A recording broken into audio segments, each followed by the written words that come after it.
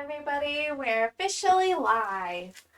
I've got my nice humidifier going and we're pretty much ready to get into the next phase, or rather continue on the same phase in this painting. I'm actually working on the coral right now, and I'm just trying to kind of like finish up all of the different textures and things like that up around the sides. And I do want to do like a nice, I want to finish up this turtle. He's not actually completed yet. And I want to do some fish along this edge here. So I kind of want him to, like a school of fish, to kind of travel along in the same direction up there. And also, this just came in the mail. What is this? Jackpot, you got the end of the bolt. Does that mean I get extra? Wow. So anyways, check this out. I have something for my bird, actually. So his bed is getting kind of like a makeover. He can't sleep standing like a normal bird. He's kind of babied and he gets his own cute little hammock bed. But I did kind of change it up a little lately, and I'm going to actually change the fabric on it. I have to be really careful with the type of fabric that I choose to make sure that it can't be like fuzzy, so he doesn't eat the fuzzies, because that's very, very bad for birds. But I got on this nice, heavy, like satiny, smooth material. Check this out. Look, it's like really shiny. It's super smooth. So I was thinking about making him a little bed using that. It's reinforced with some PVC wire, PVC coated wire, almost like a fence, like a fencing. So that'll be fun. That'll be a good project. It's pretty much almost done. It's just all I spoil him. He's my special boy. Yeah, he gets the special bed. My other bird, he's not really in need of a special bed. He just sleeps on the perch next to him, which is cool. Alright, so I kind of want to see, this is actually where I left off here, is these little patterns over here. So I'm thinking I'm probably going to continue on that. I do notice that I started on like a bit of coral right there, and then I also started on something like over here that isn't finished, but I might just cover that up. We'll have to see what I want to do with that, because I'm not even sure right now. Yeah, alright, awesome. So let's just put down some colors then, huh? Put down some ultramarine. Get some cyan going. So, 4th of July weekend. I thought I was gonna go out and see fireworks with the family, at least just nearby. But to be completely honest with you, our neighbors are not safe at all with their fireworks. And it kind of freaks me out a little bit, because one year I remember when my daughter, I think it was before she was 1, I had her in the stroller and I was taking her down to the end of the block because I wanted to go see the fireworks just from like far away. We have a field nearby that they host a fireworks show, but you can see the fireworks show if you just walk down to the end of the street. And so we went there. I took her in the stroller, but our neighbors and their kids were firing off all of these fireworks, and then one of the kids lit one that went sideways, went across the street right in front of my daughter's stroller, and to be honest, that really freaked me out. It was probably just feet away from hitting my daughter's stroller, so I just don't trust the neighbors at all with their fireworks. Not at all. I will not walk around while they're messing with the fireworks, because they are always out there on the 4th of July just messing things up. I don't know. I'm worried they're just gonna start a fire one of these years. And I feel like for their own kids' safety too, it's kind of unsettling, really. As young as those kids looked, they should not have been touching fireworks that explode like that. That couldn't be us, really. That couldn't be us.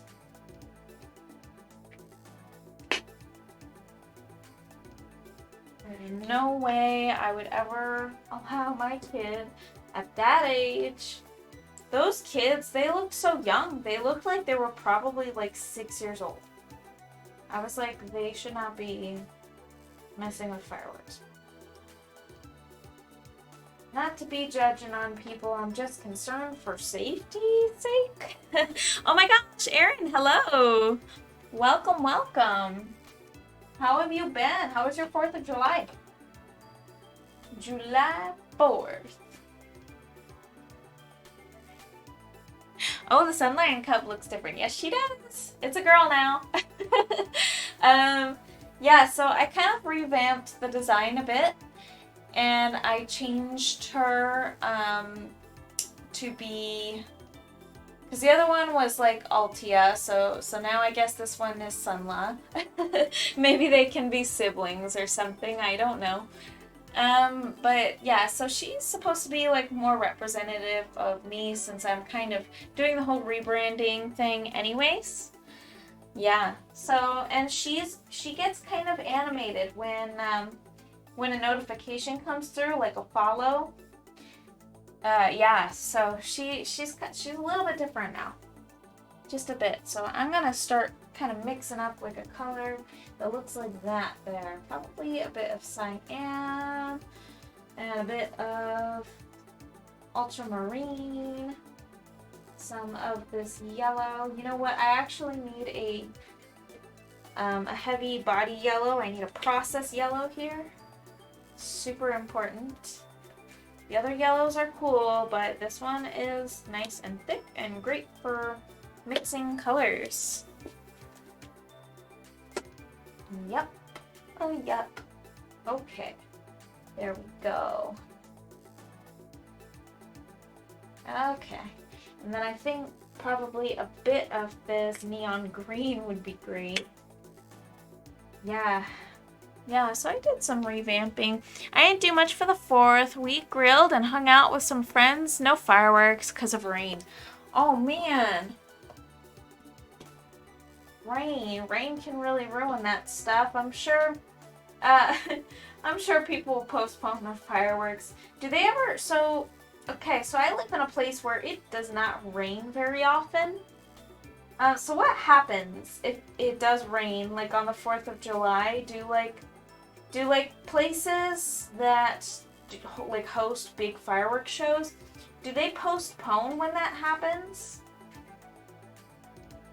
Do they postpone or do they just hold on to them for the next year? Just being where I'm at, it's like I'm a little bit clueless in that way.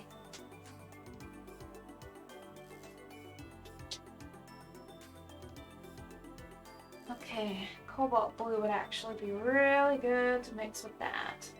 I don't want any of that under layer showing through.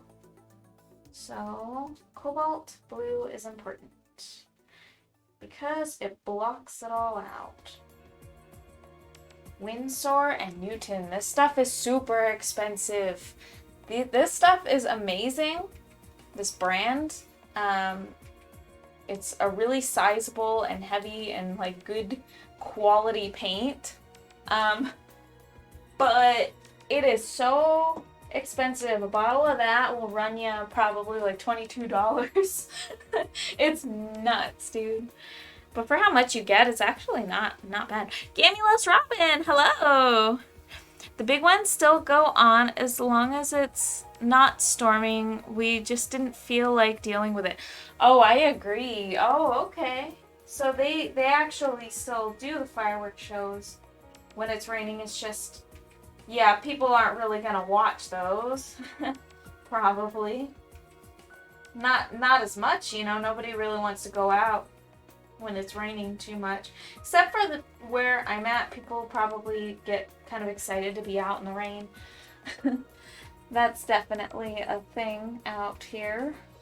That's a little too blue. Just a bit too blue. Needs more processed yellow.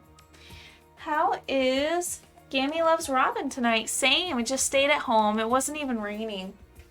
Yeah, actually, we did the same thing. We were going to go see the fireworks, but Robin passed out on the floor, and we were just like, you know, chill about it. You know, Shane and I were just like, And Shane was so tired, my gosh. He was really tired. He was wiped out. We spent the day just, like, hanging out, and we were like pretty active, and we got our daughter a cool little 3-ring pool for the backyard. It's really big. It's like a bigger outdoor kiddie pool than I thought it was. And then yeah, we had such a good time with that. And then what else did we do? We walked to the store in the morning. We walked a mile over to the Walmart nearby, and he carried like all this cast iron stuff with his bare hands home. Like a whole cast iron like thing with legs. It's like a table with legs that like fold underneath it, and you can like just pop it out, and it's got like a grating on the top, and you can just place it over the top of like a fire. You could make a fire with some wood, and then you can put that over top and then like cook stuff on it, and then you can put like a cast iron thing on it. That's what he ended up getting, and he carried that stuff home. I was just like, oh my gosh, that's crazy. Yeah, the pool is so cute. It's adorable. Did you get a chance to show her the easel? So I waited for Shane to just kind of like let me know if he wanted to do that with me. We were thinking we're going to break it out when we break out a tarp and everything like that. And then we'll pretty much just have some messy time fun. But we want to like set aside time for that. He was saying, you know, don't do it when you're just at home alone, you know, like I want to kind of be here with her to do that. And we could share that experience together possibly if you want to. But she doesn't know about it yet, but we have it waiting. He was probably glad for the workout. Yeah, that's what he was saying. It has been raining on the 4th for the past few years, and we just decided we would rather just not deal with it this year. Totally. Yeah, a tarp and a smock. Yeah, for sure. We gotta prepare for the mess that is to come with that thing. It's gonna be fun. Shane was like, why don't you just take it into your workshop? I was just like, no. And I said that because I know how much she wants to paint on my painting. She comes in here with the paintbrush and everything like that, and she begs to come in here so that she can pretend to paint. But if she had real paint, she would paint over top of this. For sure. For sure. She would be so happy to paint on it. But unfortunately, Mama's not really into that whole idea, you know, letting her paint on top of my paintings. You know, when she gets older, maybe we can work on a painting together or something, but oh my gosh. Yeah, I would just be like, yeah, I know paint would just get all over my stuff too, all my things, but I'm like, I'm so meticulous about everything. It doesn't seem like it when you walk in here because everything's kind of like in shambles. But really, I'm just very, you know, very weird about, like, you know, if paint gets on this, I can't deal. I can't deal. No, she's going to have her own workshop. Yeah, totally. Yeah, she can, you know, turn a corner of her room or even inside her little playhouse. Think about it. Just, you know, install a little bit of a lighting fixture in there and then, see what she does with that, right? That would be cute. in her playhouse. So fun. Yeah, so cute. That'd be fun. Yeah, I wouldn't want to deal with the rain if it's always raining on the 4th of July. Wouldn't want to deal with that if that's like, you know, the regular. It's just what happens, you know? Just having to deal with that. I think I remember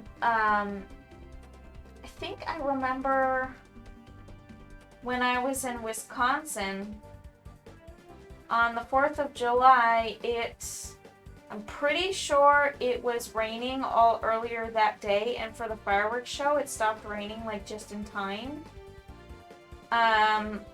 There was a lot of weather. I remember there was crazy weather, and it was unpredictable. We never knew what was gonna happen, what would happen next. It was all just crazy weather. The thing is, too, up there, you know, like, it's, like, tornadoes and stuff happen, and it's kind of terrifying. I remember, I think it was like a week or two after I had left Wisconsin, because I lived up there a little bit with my dad. When I finally came back to Arizona, they had a tornado and it tore through my workplace, and actually they shut down because, well, they're back up now, but they shut down for I think a couple months because the tornado hit them, and then that same tornado came and ripped through the house that I was staying at, my dad's house, his log cabin house. And that, I think he told me, and I saw the pictures too, that I think it was like a 4-ton tree or something. A 4-ton tree smashed through the top, and went through the top floor down to the bottom floor, so like through the room that I was staying in, and smashed through and like left a big gaping hole in the house, and then they had to have insurance, like, you know, cover all the damage, and they were just kind of like out of a home for a long time, you know, like, that's so scary. Oh, it's so scary. I felt like I just narrowly avoided disaster. Organized chaos is not a mess. Yeah, I mean, I appreciate that outlook. I really do, because I consider like all the stuff that I do is like a total mess. I just tell people, you know, don't mind my mess and everything like that, but, you know, personally, I don't mind as long as I know where the stuff that I need is. That's pretty much all that matters. And a tarp, if she paints her house, so be it. Yeah. Oh yeah, that would be kind of cool. Yeah. If I put the tarp down inside her little home, inside her little house, her playhouse, that would be so cute. Like, for real. If she wanted to do that, it would be like such a nice little thing. I would probably have to get her like some better lighting or something so that she could actually see in there better.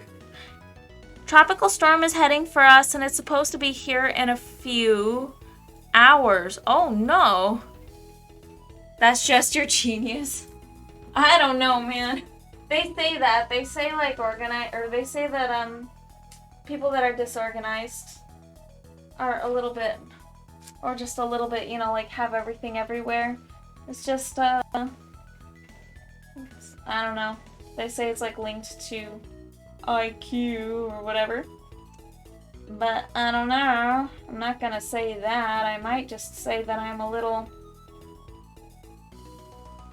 bit, like, I don't know.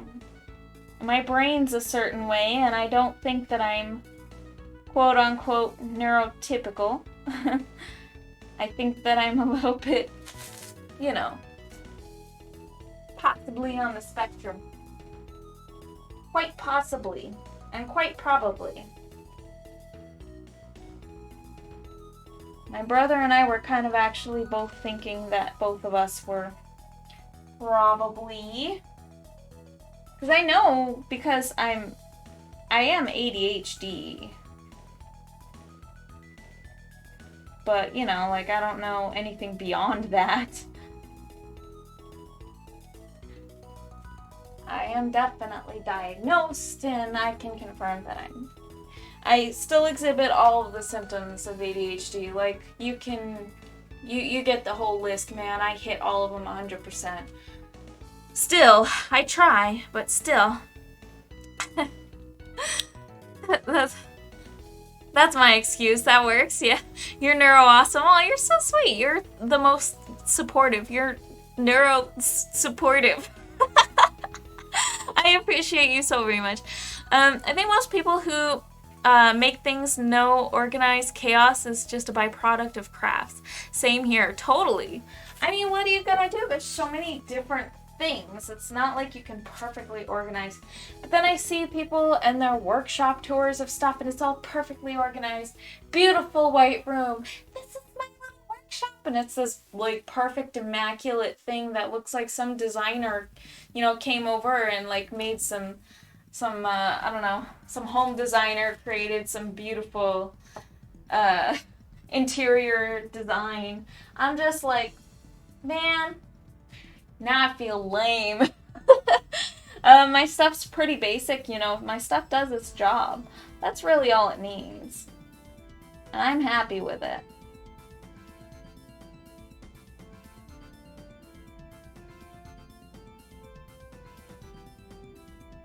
I am pretty happy with that. So let me think. I do want to add those weird little bubblies over here too. So just gotta figure out this coral over here, like all this weird little corals and stuff like that. Just gonna enjoy making this strange painting. And then, I think I kind of want to add some more that are like that. Like, possibly in other sections, in other areas that look like that weird little grape thing. Weird little spot with like weird little like circular green things. I just enjoy the strange textures and things that can come from ocean life. It's all so bizarre, and I love it.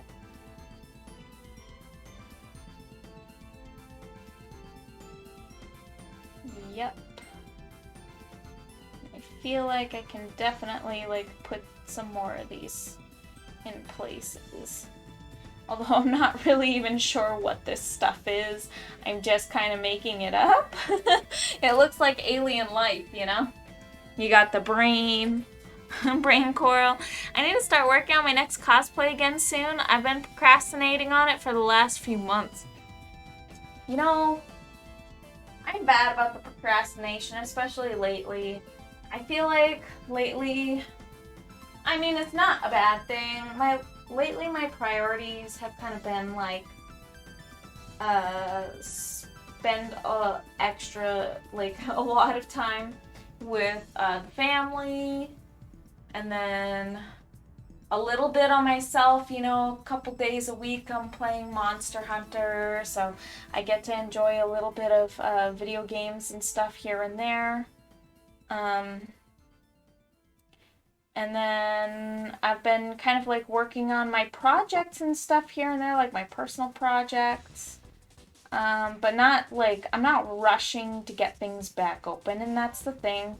Like, at first I was kind of freaked out, and I was just like, you know, when my shop shut down, I was just like, I gotta work as fast as I can to get this moving.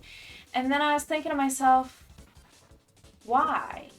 Do I really need to work to get everything back in order super fast right now. Like, can't I just take a little breather? Because I was working my butt off and it was just like a million miles a minute for a while. And now that I'm realizing I can just take a step back, I can actually sleep properly. I can get like, 7-8 hours of sleep most nights, some nights, and then some other nights I just binge on working on my personal projects. But I feel so much joy out of what comes from them. You know what I mean? So like the new Sun Lion, the new character. When I put that together, that was a couple sleepless nights, but I was so happy that I did that. And then little projects that I worked on to make my streams better. I feel great when I do that kind of stuff. And when I work on this, like, I don't know, maybe I want to take this time, just take a little breather, just take a second from all that chaos, because it was too much. I was juggling a lot and I was not sleeping like I should have been.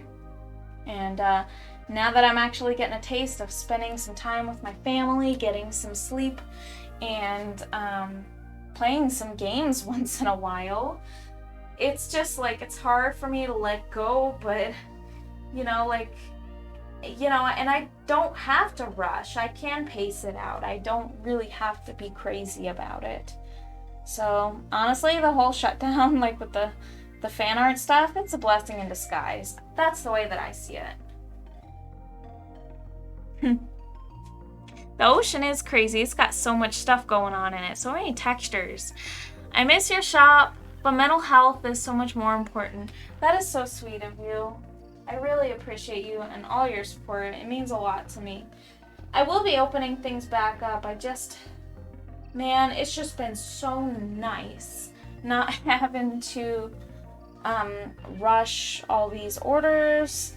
There have been points where, like, my shop and all the open orders, there were just so many open orders that it was like they were covering all of my surfaces. They were covering even just the floors. They got to that point where it's like all of the open orders, I normally kept them neat in a box. There were so many of them. I had to section off a spot of my walking space because I just didn't have enough room for them. There were too many out at once. Especially when I got slammed and I was 300 orders behind. I got slammed during COVID. My stuff wasn't coming through. I didn't have any supplies to work with. It was crazy. It was crazy, dude. And I had all of these pre-written parcels and stuff like that just ready, but I didn't have the NFC tags because of the overseas supplies weren't making it to me. They were stuck at customs. And then I like organized everything by like ship by date. So it's like, ugh. Oh man, and there were pre-written parcels and stuff like that. People would cancel, so I have to go find the pre-written parcel by the ship by date. And then I would have to toss it into the written parcels bin, which I would just cover it up with another label and everything like that, but it's not a fresh parcel that I can just write directly on, so it's an extra step to salvage it so I could use it. It's kind of, it was maddening, dude. It was just, oh my gosh. It was a lot. It was too crazy. Maybe Robin could paint outside when it's not so hot. Shane suggested that earlier, too. I said, he was like, maybe Robin can paint outside. And I was like, that would be great, but right now it's just super hot. Like, I don't want to subject her to that heat, and I know how much she doesn't like it. She comes back in pretty quickly, because it's just so hot outside.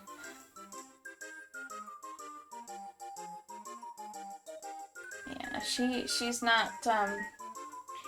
not enjoying the summer heat so much, which I don't blame her.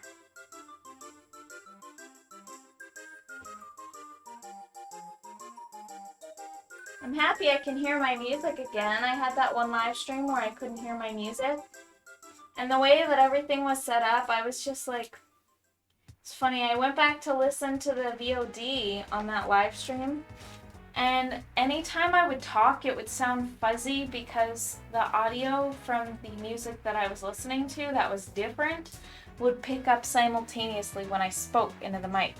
So the mic would pick up both my voice and the music I was listening to, but only when I was speaking, because it has this automatic filter where it filters out background noise, so if it were just the music playing, it wouldn't pick up anything. But if it's me speaking and the music playing, you would hear just awful fuzz.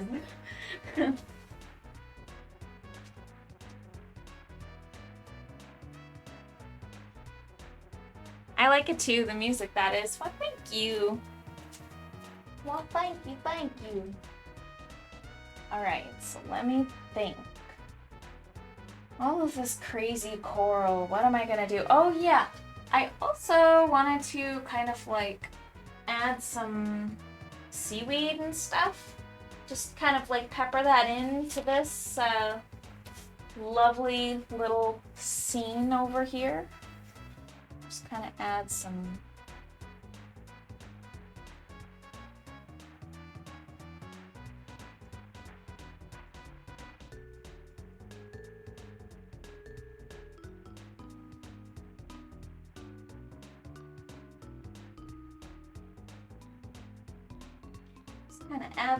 little bits of seaweed,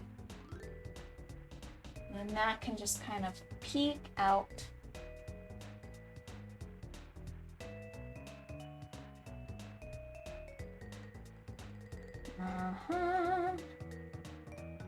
Then probably add some more of that just to kind of offset some of the crazy corals in all of the vibrant colors that are like kind of not the base color of the, I don't know, it's hard to explain. I feel like the ground showing through has been completely erased with all the weird little corals. Holy cow, that's crazy. Yeah, take your time reopening. Your supporters would rather you love what you're doing, and I know I do. That's awesome. You know what? You're so supportive and you're so amazing, Rin. I appreciate you very, very, very much. I really do. Everything was chaos with like the whole release of like New Horizons, and with all my Animal Crossing stuff that I had already made, you know, like it was just kind of already there on the internet. And so, you know, it was like the popular thing, and then it became like, you know, like super overwhelmingly popular. It was kind of ridiculous. And then I was excited at first about it, and then it got to be kind of like a bit much, to the point that it was like very overwhelming. And I was noticing that a lot of people were just kind of like, you know, copying my ideas, like the amiibo keychains and stuff like that. It's like, and then I was just like, you know, let them have it. There will be more people who can serve people amiibo keychains, and it'll take some of the workload off of me, because I am, you know, a mother first and foremost, and if I get too many orders in, then, you know, I really have to figure that out. It's not super easy balancing that for me. So I was just like, I was fine with it. I was kind of a little bit peeved at first that people were kind of like, you know, just kind of like, those things didn't exist on Etsy until after I put them up, and then, you know, after the release of New Horizons. So it was just like, what? What the heck? But it's all good. I'm not even thinking about it these days, really. I'm just thinking about, I want to be able to do my fan art and stuff like that, but that'll be more of an underground sort of thing, not a surface web sort of thing, because, like I said, I just don't want to get slapped with a cease and desist. I don't want to have to deal with like any kind of legal action. And, you know, like, after that whole thing, it's kind of turned me off a little bit to you know, like selling that kind of stuff on Etsy anyways, so. But I do like the idea of like putting it on like a private Discord. So, yeah. Or like a public Discord or something, you know, like just allow people to join, allow members to join, and just kind of have my own version of an order form. And then like payments processed through PayPal, like nothing fancy. It would just be like pretty much just me, unless I can figure out a better mechanism. But right now, that's what my order forms that are like unfinished look like. Yeah, but I'll figure that out as I go.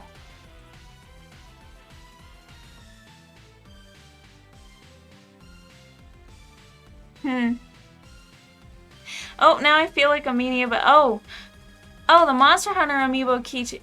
No, you're not a meanie. Actually, a lot of people have already asked about that. I haven't started on any art for that yet. I do have a bit of a laundry list of things that I have to do, which I've been kind of putting off a little bit. I think my I think Gammy Loves Robin's sister wants a character designed for them, and then I think so. I wanna get that done, and then I also, like, within this month I have to get something done for Mosasaur Works. So it's this YouTuber who does like crossovers of like Pokemon and like ancient creatures and like actual dinosaurs and stuff like that. So I don't know that they're really a huge YouTuber or anything like that. I don't think they are, but they were looking at getting something from me, so I gotta get that figured out and squared away. I also want to design coloring pages from my artworks. I want to do a coloring page for everything that I complete like this. So the last two, I want to make a coloring page for. Yeah, so I want to design some of those. And then also I gotta work on like trying to build up my shop and stuff like that. But I do kind of want to, in between these projects, I kind of want to try to get a little bit of that Animal Crossing stuff in and a little bit of the Monster Hunter amiibo stuff in.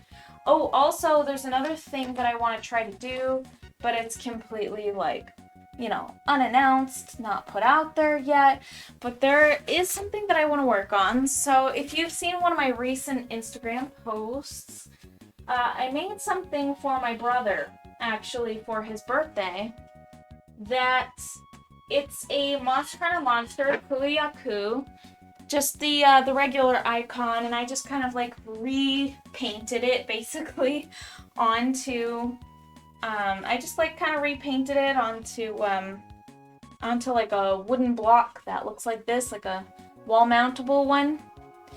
And so I have more of these, which I actually wanted to start kind of like a dragon series of just dragons that I imagine, but aren't like, you know, they're not fan art, they're just ones that I kind of like, it's like faster art than this. It's something that I can make, you know, a little bit quicker. It's not something that'll take like 12,000 sessions. But it would be like little hand-painted squares and stuff like that. And then I can make prints of those or create a lanyard of those or something. I don't know, I'll figure it out. I want to make it a series though. And the amiibo themselves, gosh, after all of my supplies started flooding through, like, that's when my shop got shut down, really. Like, I got through all of my orders. Well, actually, not really. I finished all of those. And then I remember I got slammed again. I got a ton of orders. And then I gotten through that rush. Oh yeah, that was with the Sanrio update. That's right. The Sanrio update is what like totally sparked that. Yeah.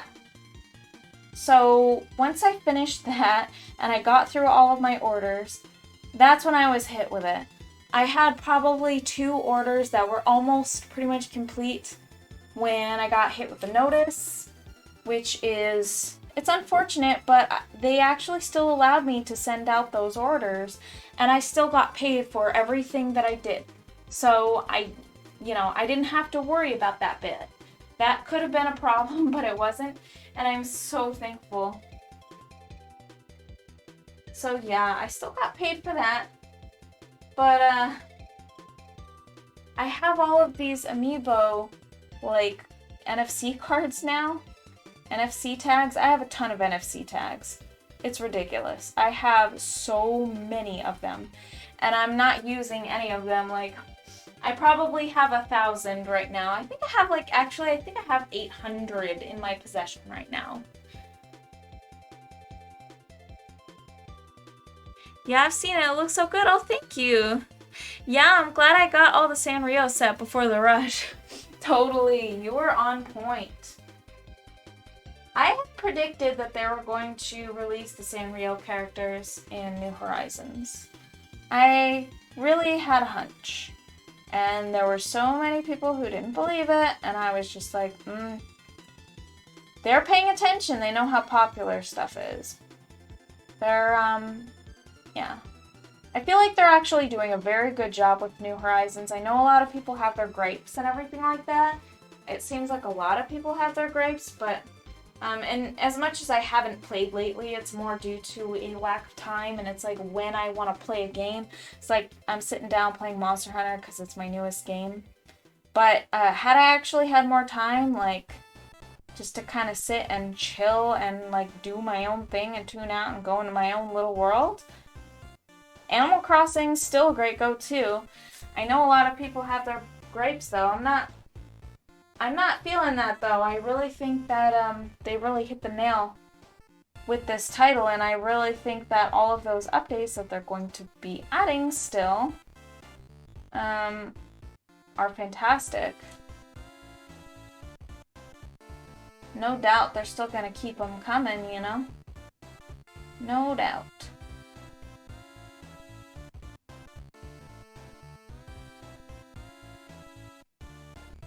It was the first thing I bought from you was the Sanrio amiibo keychains. That was so long ago. It was. Wasn't that a couple years ago? I thought it was something like that. It's kind of crazy how time goes by, you know? Time sure flies.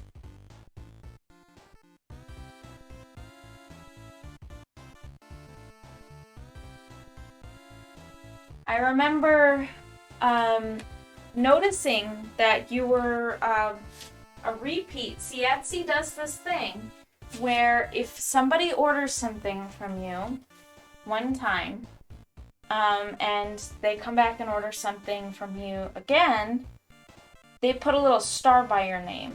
So, but that's only on the computer version.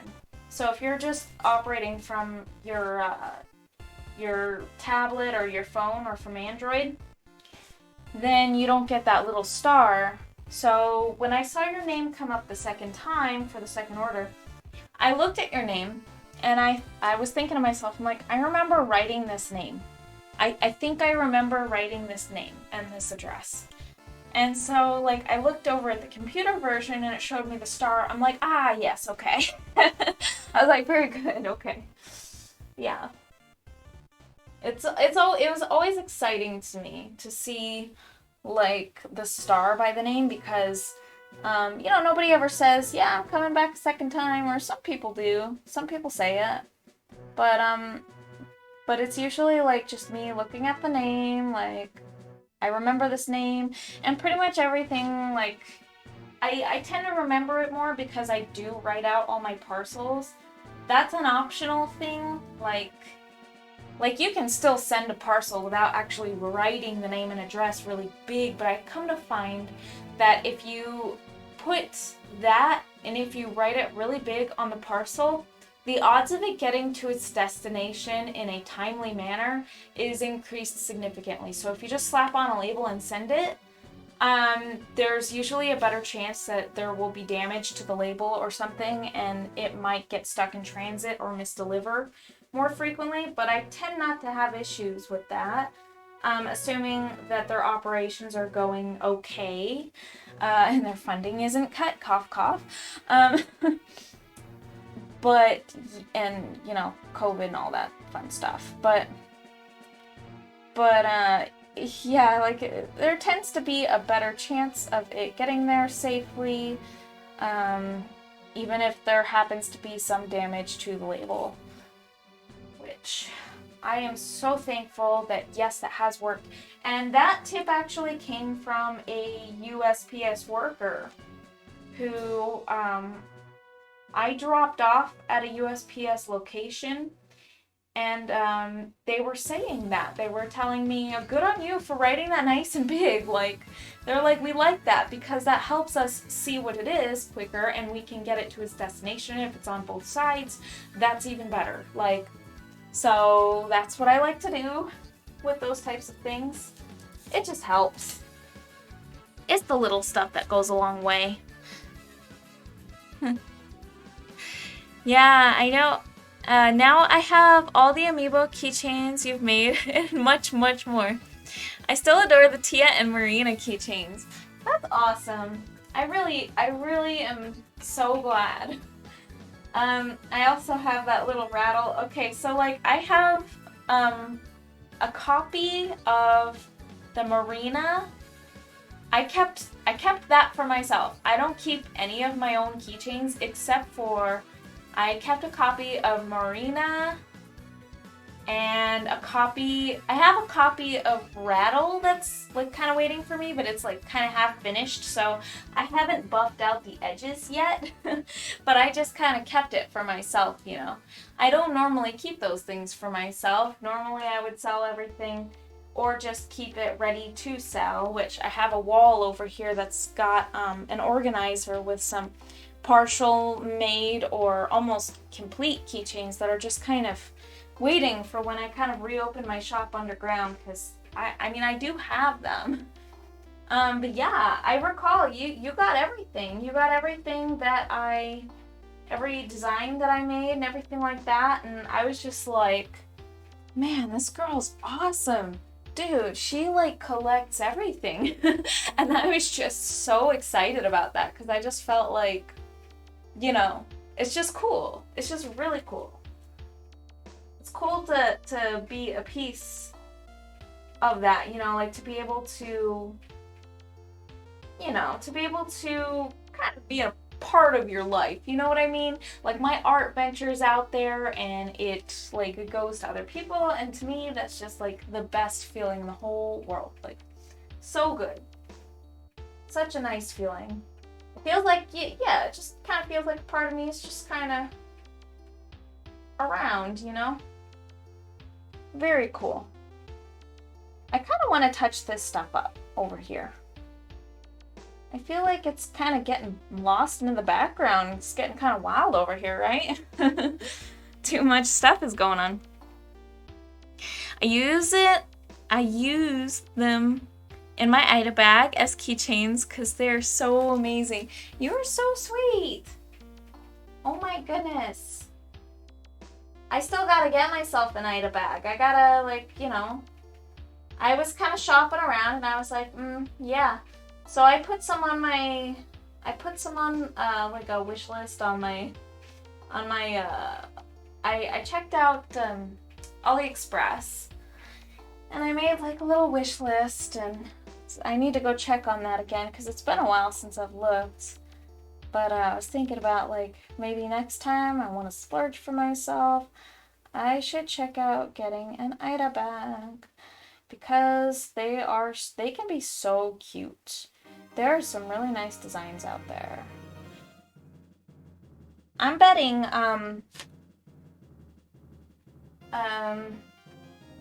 Yami loves Robin. I'm betting that Illuminating Luna would really probably enjoy the Ida bags that have like the little cats. Like there's like cute little kitten ones or like cat design ones. They're like those little bags with the windows on them. They're so cute. I was thinking about getting something like that for her as like a Christmas gift or something. Of course, now I'm telling on the live stream, you know. Who even knows that she'll come back and, you know, like watch that? The secret has been spoiled. But it would just be really cute, I think. Super cute. She puts the pins and stuff on her regular purse, but she would probably like that. I know a few of my friends have bought some of the keychains from you because I rave about you all the time. Oh, that is so sweet. Oh my goodness. I wonder which ones those are. Etsy keeps a record, like a history, just of like names and stuff like that. So if you need to like reach out to people, the record's there. I tend not to look at that unless I really need to. Just because it feels like collecting data. But all that stuff is important to have, to be completely honest. It is important just for things like, you know, sending out stuff, or it's just good to have that stuff on file so that you don't have to worry, you know, maybe they'll send you a message years later and for some reason, I don't know, they want something new sent to them and they're at the same address, and I don't know, like they might just, it's good info. It's just, you know, I've scarcely ever actually needed to use that. But to be honest with you, I have found it useful. I have had friends who would like, you know, I would send them something, or they would buy from my shop, then they would use my shipping info, and then they would send me something as a gift, so then I could sneakily send something to them as a gift because I already know, like, and so it's just kind of cool that way, you know? At least that piece is nice. It's been good to be able to stealthily send the gifts. Stealthy. Yeah, it really does mean a lot to me, though. It means a lot to me that that you support and that you've been collecting and stuff like that, and your word of mouth and everything like that. That's just so awesome. Incredible, amazing, cool. And you know what's so funny is after however long my Etsy shop has been on vacation mode, I got a new review, like, I think it was like yesterday. I was just like surprised, you know, that's kind of random for one to just kind of come through after that amount of time, but I don't know, maybe they just remembered or something, or maybe like Etsy, I don't know if Etsy like pushes you to like review stuff. I've heard mixed things on that one. Like, I don't know if like as a buyer it might tell you, hey, you need to review this, or you should review this, or they probably pull your heartstrings and say, the seller would appreciate it if you left a review or something like that, I don't know. I'm sure that they do stuff like that, though. They leave messages and stuff on our dashboards and stuff like that all the time, with, like they push things like, they'll say stuff that's like I'm doing anyways. They'll say stuff like, a personalized note is appreciated by, like, people who purchase on Etsy. I'm like, of course they do! Do you need to remind people? But, you know, maybe the reminders are good for some people, I don't know. I'm just like, you know, that's the whole point of Etsy. It's a personalized sort of shop sort of thing. where like people can be running their little businesses from home, and they can be artists and just like, or people who just like to create things like candles or whatever, you name it. You know, if you got a new like 3D printer or something like that, it's cool to make stuff, sell it on Etsy. I don't have a 3D printer, and personally I actually don't want one. I used to want one, but I feel like they're a little bit tedious, and I feel like it's a bit technical, and I feel like I could probably just do better making stuff with my own hands and then casting copies of said thing, which is actually something I plan on doing. As well with my other projects. I have so many project ideas. She puts pins on stuff. Oh, I already read that piece. Oops. I don't know the names on there. They probably use silly names. Yeah, who knows? I'm sure some people use silly names. People use silly names all the time.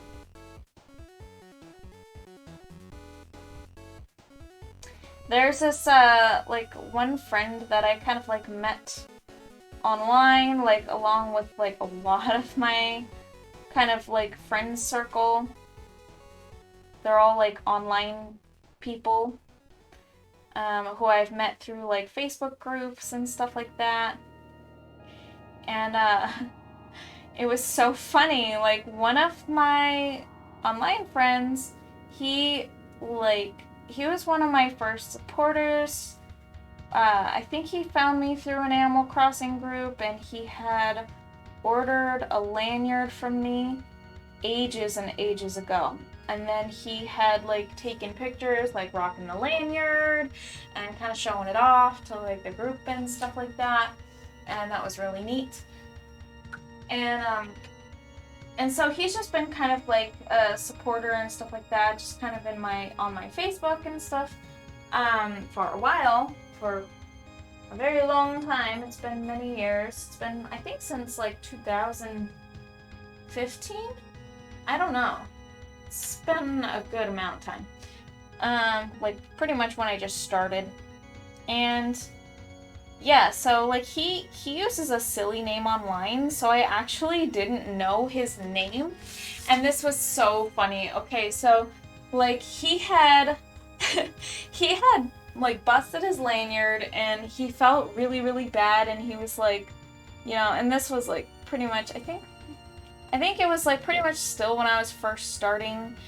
He had busted his lanyard, so I actually did this even though I couldn't like normally do it under normal circumstances, and I pretty much just started anyways. So I offered to send him just a new one, right? So like, but I didn't know his name, like I forgot his name, and I forgot that Etsy like actually kept tabs on like the actual name and all that stuff.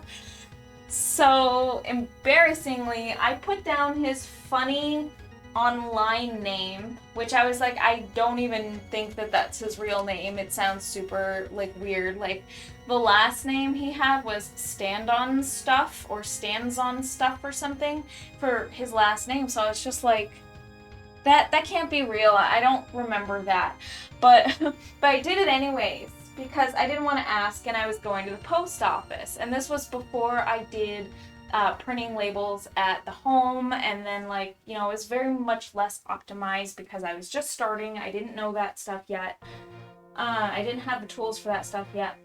So anyways, I went to go to the counter with the parcel, and it was like his name was like Stands On Stuff, and the lady at the counter, she gave me the meanest glare, and she was just like, that's his name? I was like, yep. Like, oh, yeah? I just tried to pass it off like I was completely serious, and I was like, I didn't want to say I didn't remember his name. It was so funny. Melting plastic is not the best smell. Yeah, for like 3D printing and stuff. Yeah, I agree. Oh my gosh, it was so funny, like dropping off that parcel. And that girl, that lady at the counter, she was not nice. I had gone to that post office to go drop off like orders and stuff like that, and I always dreaded getting her because she was always so sassy. I don't know why she was so sassy. I wasn't mean to her or anything. I don't know why she was so angry all the time, but she was. And like, oh well, I guess, right? But oh my gosh. That was like such an embarrassing moment. For real. I was so embarrassed.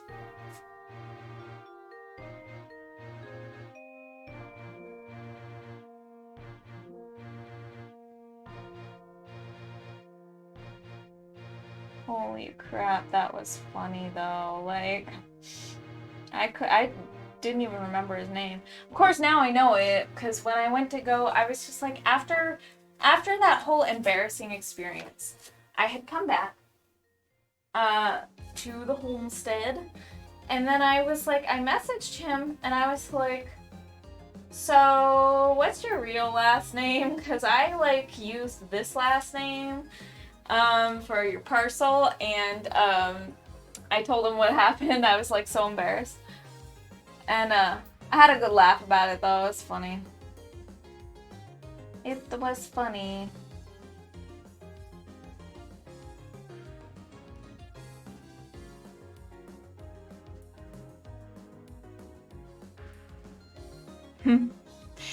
There's one grumpy man at the post office here, and I just refuse to talk to him anymore. It's too bad when that happens. It really is. I don't know. Why would you work customer service? I feel like there are opportunities and things around where they can just decide, like, if they don't want to work customer service, I feel like they don't really need to.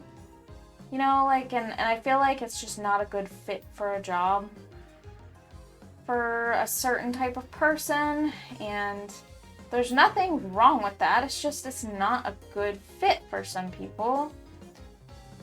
And they would probably be a whole lot happier in a position where they don't need to talk to customers for things.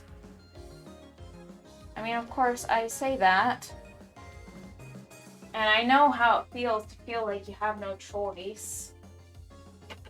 But when I see other people who it's like they manage to get positions that they didn't even know existed that are not customer service, and they're like, you know, rejoicing and grateful that they got those positions and stuff like that, and they're surprised at how many positions that pay like the same or even better are just not customer service, and they're not customer service types of people, so it's a better fit. It's surprising to me that more people don't try to venture out instead of just, you know, trying to grin and bear it, you know, like trying to deal with the customer service thing when it's just not their thing. It's like totally fine, but it just makes everything kind of difficult, like for them and for the customers. If they're not good with customers, maybe something needs to be reevaluated, you know?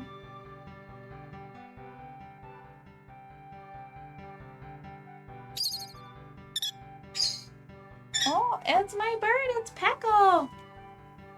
Hey, it's Bing Smoko! Hey girls, looking rad. We're headed to bed, but wanted to say hi.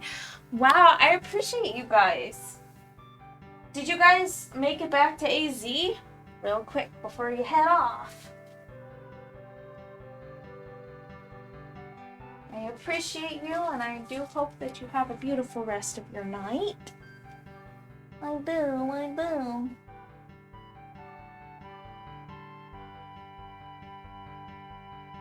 This painting is taking so long. So long. Yes! Okay, good. That's awesome. Was it like a weekend thing? Like a weekend trip? Anytime. Oh, it spoke to me. It was a stupidly long drive back, but it was lovely to be out of town. For sure, yeah. For sure. I imagine just the trip, just being out of town, even for the little bit of time. That's still really awesome. Yeah, just a really long weekend. Yeah, what a drive, man. But so worth it. Sometimes it's just so worth it just to get away. Well, thank you so much for stopping into the stream. I appreciate you so greatly. And I hope that you have a beautiful night. Bink Smoko and Mr. Brespero.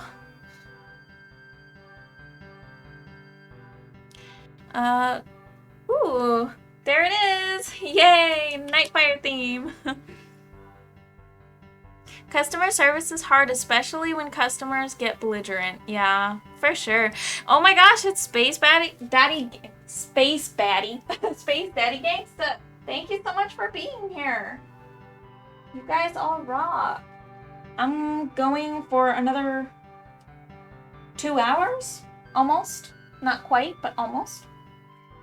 Still got a little bit of time left on this. I'm still working on like little things and just going over the same things I've kind of already painted. So at this point, progress does kind of slow quite a bit. Not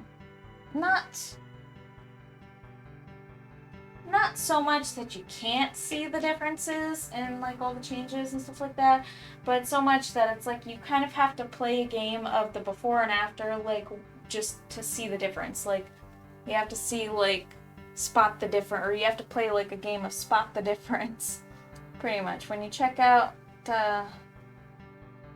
like the before and after pictures, which I like to get a picture after every single session, so I do have before and after pictures. Also, on my personal Facebook, I do like to keep a nice little log of like all of the sessions progress. So like a picture from each session makes it into like one of the little highlights reels, just like under my profile, where they let you just choose a whole bunch of photos and display them. I have one for each painting. I have one for each painting, and then I take a picture for every session. For this one, it's exactly one picture for every session. The other ones were kind of different. Like, they were kind of, inconsistent, but this time around I've changed that. I'm trying to get more consistent with updates. Yeah. Ruined the painting. Did you do it? I missed it. That's so funny. Space Baddie. That's your new name. The Space Baddie.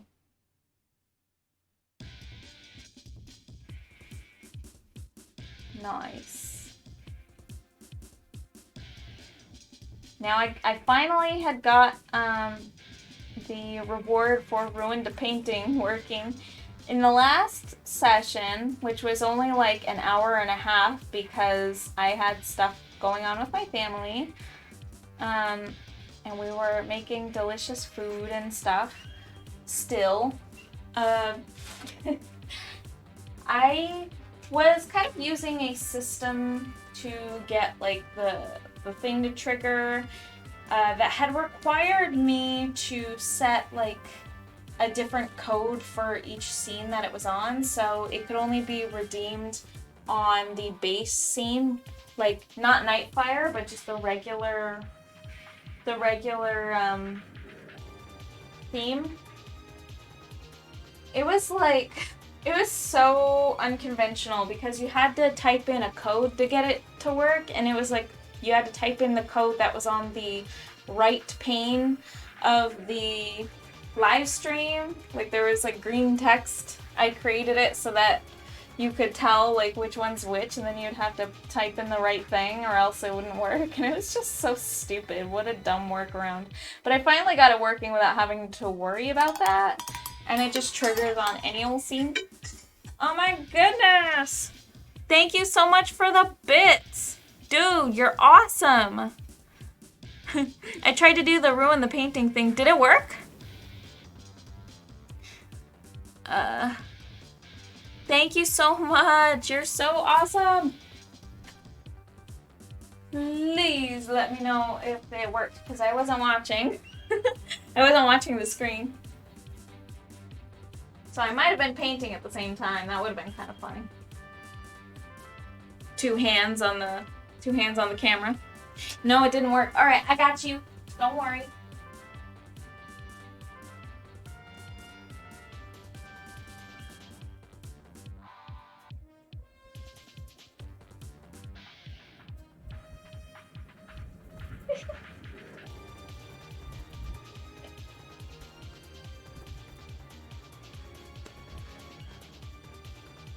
There we go. That should have been good. Okay, so let me check something. I want to see if I can get it to trigger. Real quick, let's do some troubleshooting. Since I really do appreciate that you tried it out. But now it's got me confused and concerned. So we're going to try to get me to trigger it. I'm going to attempt to trigger it. Oh, it's that's right. It's out of stock. All right. I forgot about that. That's awful and hilarious, right? So the other day I was just like, I gotta do this thing. I don't know what's come over me. I was literally trying to sleep. I was laying down and I was like, wouldn't it be so funny if I like green screened me just like all over the painting, you know, just like ruining it? And then I was like, oh my god, I gotta do a thing. I have to do something about this. So I did, and I had a really good time doing it. I just used a little green rubber mat and just painted black all over it and just had fun with it. With the little thumbs up and everything too. Man, it was such a weird idea, but I was just like, I gotta do this thing now, you know? Or else I'll be mad at myself for not doing it. But I'm wondering why it didn't work. So maybe I'll have to... I wonder if I can redeem it from... I thought maybe like I could... Let me actually turn off the cooldown. Perhaps maybe that'll help. So if I go to the Twitch dashboard, there's a possibility I can... rewards. Let's check this out. Alright. I really want to figure this out. Channel point rewards. Look at all the corals. Okay, so those little bits of like seaweed are actually kind of helping pull the painting together. I'm actually really glad that that didn't turn out to be atrocious, because for some reason I thought it would be. It's actually kind of helping. A little bit of vegetation, you know? Alright, so let's see. Channel points. And then manage rewards. So we're going to check this out, okay? Rewards. Custom rewards. So I wonder what happened. What caused it to not work? So let's go. Let's hover over to the reward. And then we're going to edit it. Ruin the painting. Ruin the painting. Custom reward name. Okay. Cooldown and limits. We're just gonna turn this off just for a sec. Okay. And then we're gonna go like this. Sorry for the hold up, you guys. I want to try to figure this out. Okay. Let's see here. Right, now I gotta go into channel, my chats, one of these, one of those. And it requires to send a message, I think. Boop, boot, Okay. No, it's just not letting me redeem it. That's so weird. Okay, I guess the cooldown's just not quite... I deeded it. I doot. Doot. I don't understand. Okay, let's see. Let's see. So will it let me do it on here? Oh, it said it's redeemed. Really? Ruin the painting. And then if I can just do that. So I wonder why it's doing that then. Okay. Alright, so I'll just have to do it manually then. I really thought I had it working. Hold on, maybe I can fix this. I just need to figure out what the issue is. Alright. Ruin. Source. Source. Right, we're gonna edit this. I'm gonna see what's going wrong with it. Okay, advanced settings. No keyword. Save. It's possible that it was still tied to a keyword.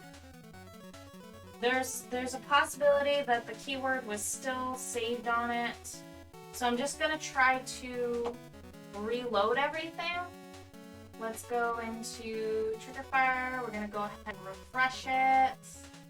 Okay, refreshed. Oh, brother, I'm about to get ready to bed. Get ready for bed as well. I just wanted to pop in and say hi. It looks incredible so far. I love everything about this piece. You're so sweet, brother. I appreciate you. You're so awesome. If you have regular chat pulled up in a browser, it'll show you that way. Quick fix. Yeah, so I actually have a couple of things going on. I have the chat pulled up on my tablet, I have the chat pulled up on my phone, and I have the chat pulled up on OBS. So it's looking like right now it's asking for... So this is something that I actually forgot to change over. For a fact, I forgot to make it so that it doesn't require any text. So we'll save it like that. No longer requires any text to trigger it. So, and then I'm going to go to Triggerfire. We're going to refresh it again really quick. And now I'm going to try one more time, and I'm hoping that this will do the trick. It's possible that some of those changes just didn't save because I needed to... There we go. Okay, yes, we got it working. And it doesn't require any text.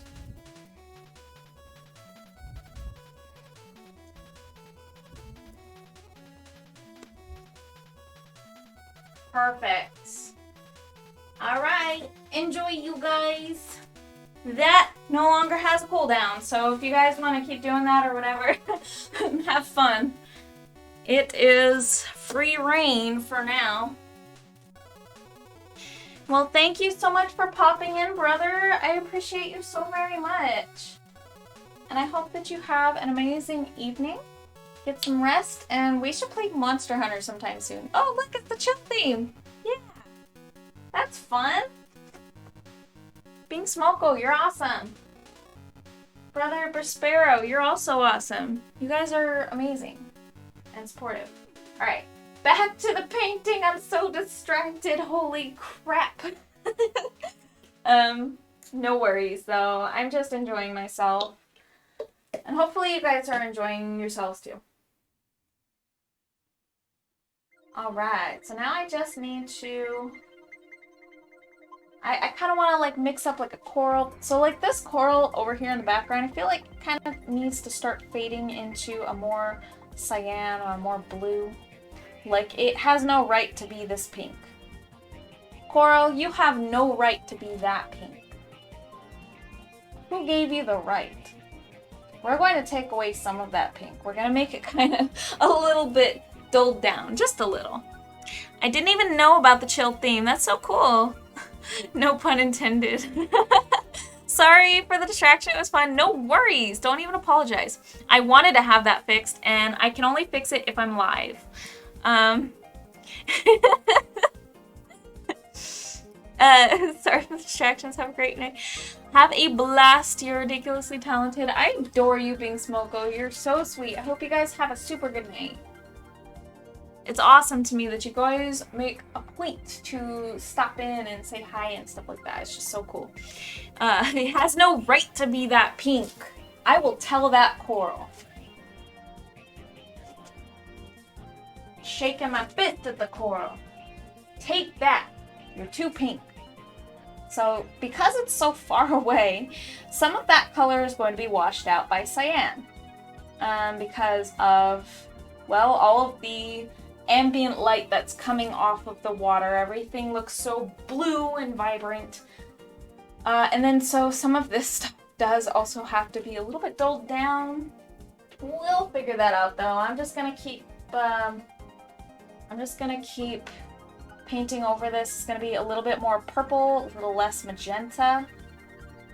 A little more violet, a little less magenta, and that's because some of that cyan is washing out some of this color.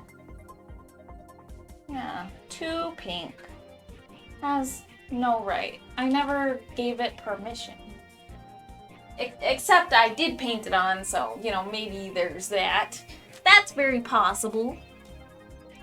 Glenn and I were low-key talking about how wonderful you are and how much positivity you bring to our communities. Oh my gosh. You guys are so freaking sweet. I was just talking to him earlier. We were just talking about family time. I was telling him about the sushi that I always make with my husband. It's honestly a blast. I always eat sushi. I never stop. I'm a sushi fiend. What are you gonna do about it, really? I mean, I'll eat sushi for every meal, man. Anyways, I'm going on way too much about the sushi. Holy crap.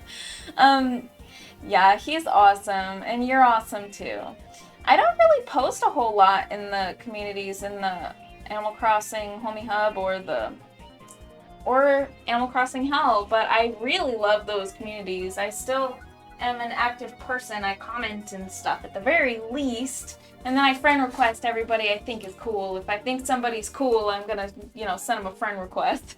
I go, that person looks like a cool person I could get along with, and then I'll send them a friend request. And then we'll see, you know, like I just kind of do like open posts and see if I hit it off with these new friends, you know. It's just it's a good time. It's always a good time. And the stuff that people post and stuff are usually a pretty good tell. It's wonderful. Sushi, you love sushi, good. I'm clapping for you because I'm so happy another person loves sushi. The only one good sushi place around here. Oh, there is only one good sushi place around here. Gotcha. Well, that's too bad. We have a few around here, but we have, well, not around. We probably have one sushi place in my town. But they are amazing, dude. They actually make gigantic rolls. Like, their sushi rolls are huge. And they don't cost a lot either. They're pretty fair in their pricing, especially considering how massive the sushi rolls really are. But yeah, we've been making sushi at the house. What I end up doing is I'll make the sticky rice, but because it's so easy to do it in the Instapot, the pressure cooker, I make the sticky rice in the pressure cooker. What you're supposed to do for sticky rice is you're supposed to take white rice and then like put it in a bowl and then like slosh it around until it gets super cloudy, and then you pour out the water and do that like 3 or so times for the cloudiness to go away because it's all the extra starchy. I don't do that anymore. I used to do that, but I don't do that anymore. Just because I really don't, it doesn't seem to make enough of a difference to me or to him. But that's what you're supposed to do. And then, like I'll cook the rice, like just in the pressure cooker. And then after I do that, we put a little bit of rice vinegar in it. So I usually use about 3 tablespoons. I use a little bit of salt and garlic. You can use a little bit of sugar to kind of help it bind. And then you just take a couple forks and you fluff it really, really good. So then that becomes your sticky rice. So then I put it in a big bowl, and then I kind of make it like a donut shape, like a big well in the center, almost like you're baking and the dry ingredients are kind of like in a well. And then I would take saran wrap, and then I kind of push it up against all of the rice around the bowl, leaving the gap in the center. Like the saran wrap should kind of go like this, and not like straight across. It should just be hugging up against the rice. And then you cool it, and then you can work with it later. So then they make these little sushi rollers that are kind of like vertical lines of wood, and they're just bound with some string or thread or whatever. And then you get your nori, which is your seaweed wrap, and you put that down, and then you kind of take that white rice and you just kind of like put it just in a bar across, like kind of like a rectangle across when you've got your nori that looks like this, and then you put like your rice like this. And then this should all be laying on top of your little sushi roller. And then you want to put your ingredients on the inside. So whatever you're going to line it with, like we'll do like grilled peppers and stuff. We'll do like raw tuna, some other cooked fish, raw salmon. And of course the fish that are raw, they have to be pre-frozen. You can't you can't just like have a fresh, never frozen fish. Like if you get fresh fish, you need to freeze it first. You need to freeze it before you can use it because it's not sushi grade. So you need to make it sushi grade basically, and that's what that means. And then, yeah, put your ingredients in it. Use avocado. You can get like really nice thin lines of, you can get veggies and a really nice thin line for the roll if you like take like a vegetable peeler and just like make really nice thin lines with the vegetable peeler. And then you can just kind of like lay it in your roll, and then you just kind of like tuck it, and then you roll it over, and then you like kind of press it into a shape. And then there's these little things that they make that hold sushi rolls that have like little slots for the knife, where you can actually insert the knife into the slots, and then it cuts them perfectly. So you don't have to fuss with it falling apart with your dull knives. Of course, when you work with the sticky rice, you want to make sure that you wet your hands in any surface you don't want the sticky rice to stick to, because it sticks to everything. Very fun. Very fun. She sent me a friend request because she didn't want to get timed out like I do to everyone else. Timed out? Stop, I can only be so aroused by sushi. Can you even freeze fish cold enough in a home freezer to get it to a safe temp? Yes, just freeze it. Just make sure that you freeze it so that it's actually like, you know, water frozen. Like just a frozen fish, and then you can thaw it. You can totally do that, yeah. Yep, wrap it up tight with wet paper towels and saran wrap and more paper towels if you don't have proper insulation. Yeah. Yeah, honestly, what we do is we chop the fish first. We cut it first into really nice like pieces so that it freezes quickly, because for it to freeze fast and for it to thaw fast, you're gonna kind of want like a good surface area to volume ratio. So lots of surface area, little volume. You cut it real thin and then you freeze it. It kind of shocks anything. If there's any parasites or anything that live in it, it's a really good way to like flash freeze it. So it quickly freezes it and then it quickly thaws. That way you don't have to worry about like, you know, parasites. That no longer becomes an issue as long as you do it that way.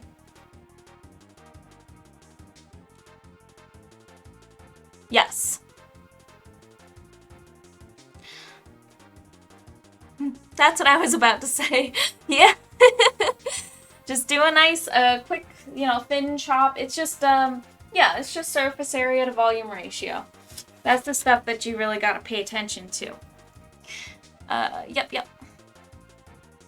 I want to get around to trying that sometime. She knows her cooking, for sure. Well, I appreciate you. We've been doing this for a little while. We love our sushi, man. We love our sushi, and we've been kind of into it and stuff like that. And we stopped making it at home for a little while, but then we got back on it. We're like back on it, like hardcore. It's so awesome. Yeah. Once you kind of freeze out them parasites, it's good to go. I'm just so excited. I just love raw fish. Salmon. A good cut of salmon. Oh, good cut of tuna steak. Yeah, that's what I'm talking about. Yeah, I should probably head to bed too. Thanks again for streaming, Airbird. The painting is coming along amazingly. Why, thank you. You are so sweet. Wait, was that Bing Smoko that redeemed the how are you? How are you? That's awesome. Well, I hope you guys have an awesome night. Take care, brother. I appreciate that you stopped in. I gotta do more of this. I'm slacking. I gotta do more green paint to get kind of like the more natural greens. You know what's funny is, like, if you mix black with yellow, you get like this kind of nasty looking green color. It's like almost like garbage green. Or it could just be like algae green, you know? It doesn't seem like it should be that way, but that's how it is. People make the mistake of like shading yellow objects with black paint, and if that's what they're doing with their like shading, that's generally what's going to happen. Is you're going to end up with like a dingy green color. So if you want to actually shade yellow, you want to go into more of a brown color. But right now, I'm trying to achieve that dingy, that dingy green. So that's what I'm doing on purpose. I'm actually mixing yellow and black. And then I'm going to add, to get a little bit of a cooler color in there, I'm going to add some cobalt blue. Cobalt blue, probably a bit of cyan as well. Cyan's also good to add to this to get it a little bit cooler. And a little more black as well. Yeah. There we go. Very cool. I went to the University of Pittsburgh and cooked a while when I was doing school there for culinary, and I went to Australia to visit some family and worked in my cousin's restaurant while I was there a few months, and then went to graphic design and marketing, and one of my first clients came in second place on Hell's Kitchen and made their own sushi place here, so I learned a lot about sushi. Dude, that's crazy. I didn't know any of that. That is actually so neat. Wow, dude. Dude, you've got like such a history. I didn't know any of that. I had no idea. That is so cool. I didn't know that you were, doing that third culinary thing. That's so awesome. Holy crap. Wait, so are you still like doing the culinary arts thing? My life has been absolutely insane. It sure sounds like it. Hey man, life experience is good to have. It's good to know this stuff. It's important and it's wonderful. Alright, let's add a little more yellow to that.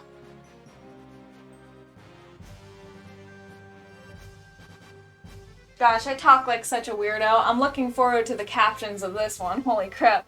I just remembered that I've been importing all of my streams to YouTube. And like YouTube automatically captions things, and like sometimes it's accurate, sometimes it's not accurate, but most of the time it is, and I sound like such a weirdo. I really do. And I don't notice how weird it is or how weird my mannerisms are until like I actually look back at those captions and I'm reading it, because I sound like a crazy person. But I'm having a good time, so, you know, deal with it. Alright. I don't do culinary because kitchens are so intense, and art and graphics are more my speed. Yeah.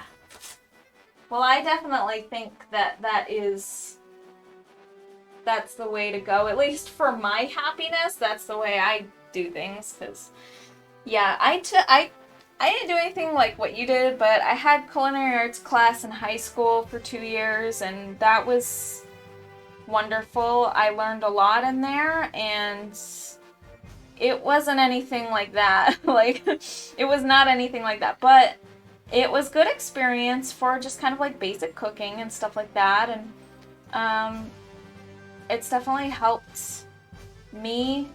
But like, yeah, the kitchen setting's kind of wild. I worked as wait staff, like I worked as a waitress at a few places, and like I wasn't even in the kitchen, but anytime I'd go in the kitchen, it was literally a madhouse. Like, it was just too insane. Everyone's yelling at each other and stuff, and it's like everyone is stressed out, and it's like, you know, everyone's just trying to get through the day, and it is wild in the kitchen setting. It is wild in the kitchen setting. Like, I don't know, man. It was just not... yeah, the most I really ever got into stuff like that, like, kitchen, it wasn't even kitchen, you know, like, I did work in a bakery, I worked Starbucks. I actually really enjoyed working Starbucks, even though it was a little stressful at times. My old coworkers, those girls meant so much to me. They still do. I still think that they're wonderful people. I worked as a barista for 5 years, and you know, I got real comfortable in the job. It wasn't like I wasn't getting paid a lot or anything like that, but and then, you know, I had a whole falling out and everything like that, which did come to pay, and it came to the upper management making really stupid decisions. So I ended up leaving when I got taken advantage of with, you know, basically doing some management stuff, or all the management stuff. I took over as the department manager, and I didn't get paid accordingly. So you know, I just kind of left that job after so many years of just, Yeah, that was like the only like type of job like that I actually enjoyed.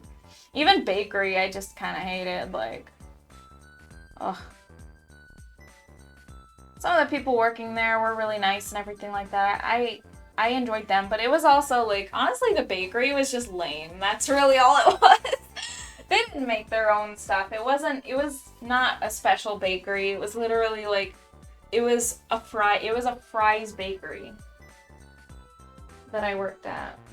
So, I mean, like, most of the stuff is frozen. You just put it in the walk-in oven and then follow the directions.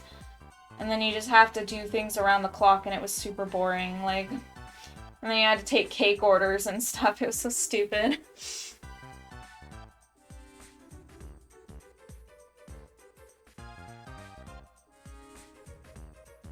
You recognize this music? Yes! Yes, it is! You know it. Oh my god, that's awesome.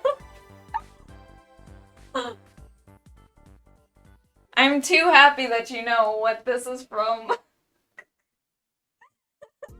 It's like a game that nobody remembers, but let me tell you, the soundtrack is sick as fuck. I'm actually so happy, thank God. Well, I'm glad you like it, because that track, it slaps.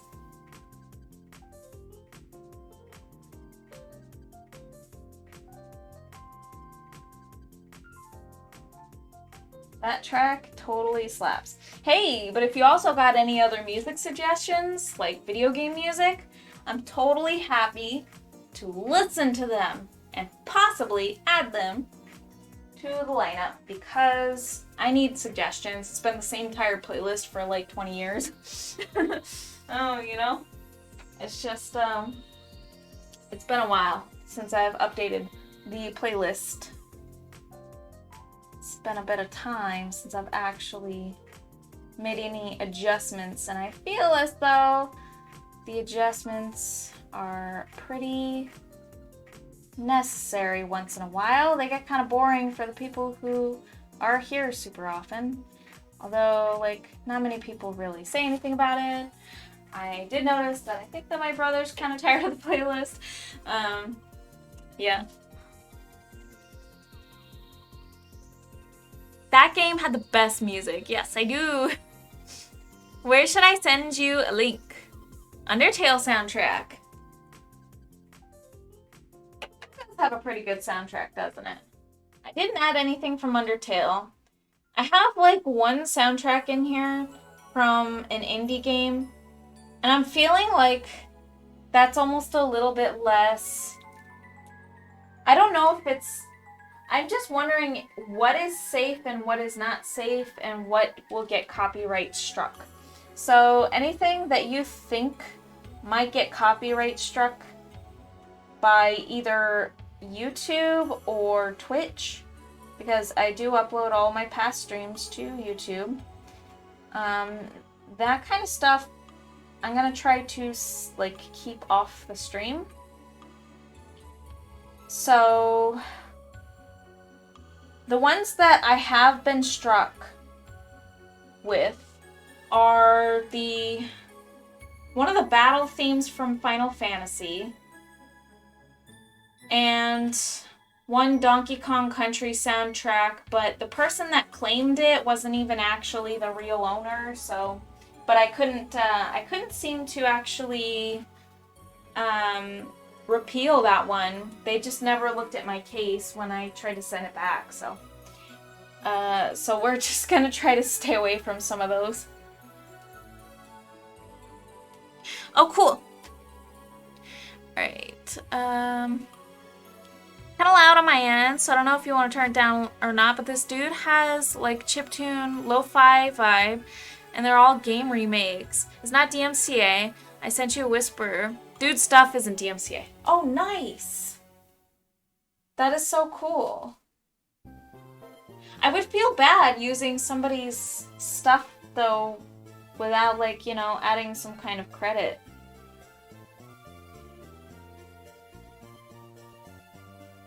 So this is the Little Root soundtrack from Ruby, Sapphire, and Emerald, but this one is the beta track. You notice any differences?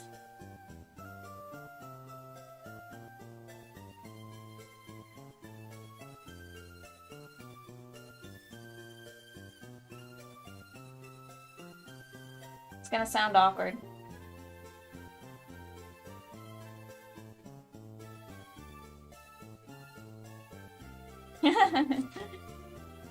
What do you think of that awkward soundtrack?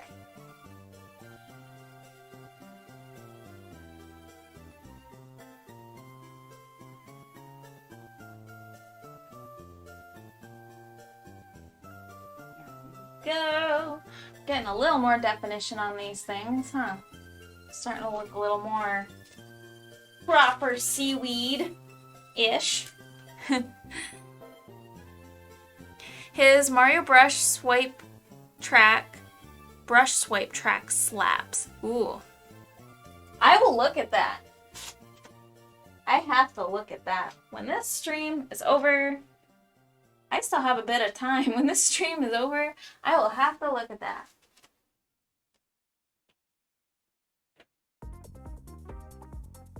Yeah, so like whispers and stuff like that, or even, you know, like just regular messages or however you can reach me, really.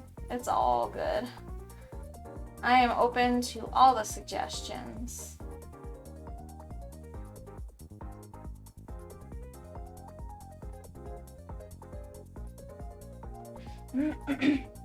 This one's a beta track too. Let me know what you think of it. I sure will. I'll message you with the response.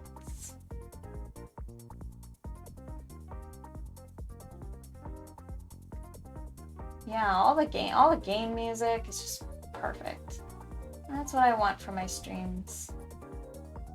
You know, we're on Twitch after all. I mean, like, most of the people here are gonna be recognizing some of the game music.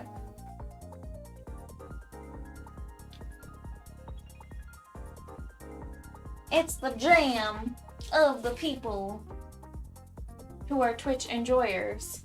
Your average Twitch enjoyer. You know, people just kind of like the game music here. I do. Personally. Kind of want to fix this weird little arm here. Kind of get a little dark green going on right here. I'm gonna fix the weird shape of this little arm. Okay. Here we go. Very nice.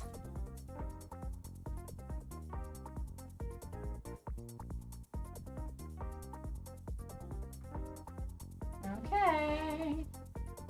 Yeah.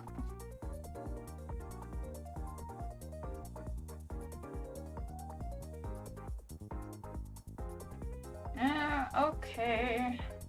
All the texture from all the darker colors. I'm enjoying this. This is so very zen.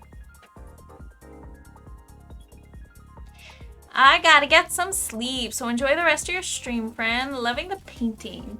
Well, thank you so much for being here. Thank you for hanging out and chatting with me and stuff. It's always a blast. Always a blast. I light up when I see Space Daddy Gangsta, Space Baddie in the chat. Thank you so much for being here, and I hope you have a super good night. Bye. I'll wave the camera. Bye. Alrighty. I'll just keep this moving and add some textures, little overlapping shapes. I'm just kind of taking my sweet time here, huh? Not even rushing.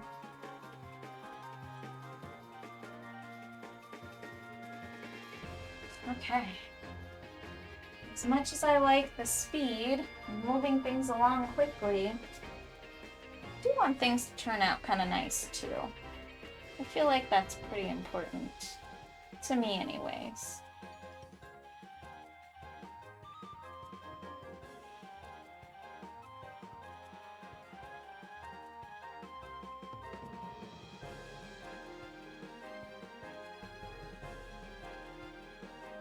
There we go. I am blushing. You're so funny. Have a super good night.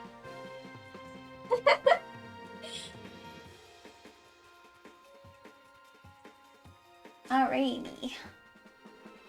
Some more funny shapes in here. Darker colors. And bizarre. Floaty little seaweed. Nice. Okay, and then this pink little coral, I never even added any kind of texture or definition to that, so maybe I should. But before this dark green paint dries up, I think I had better use it. So let's start kind of adding maybe some more like little shapes of coral and shapes of seaweed all over the place.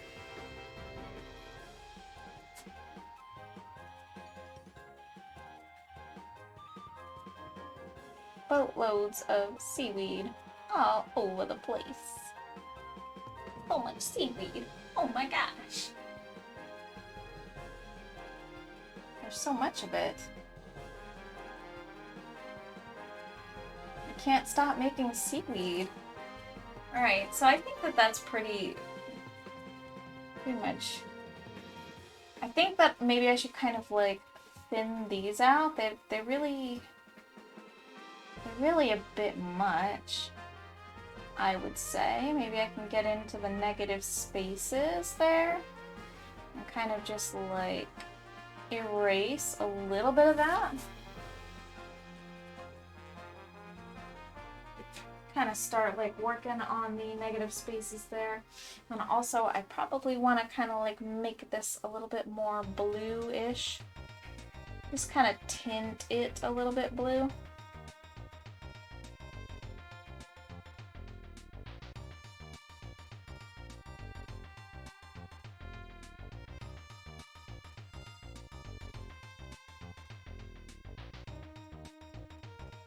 Okay.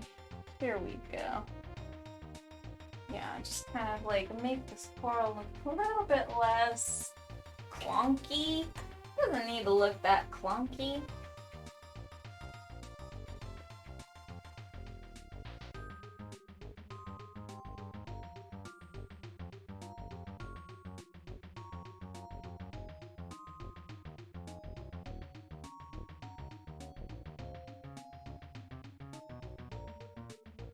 There we go.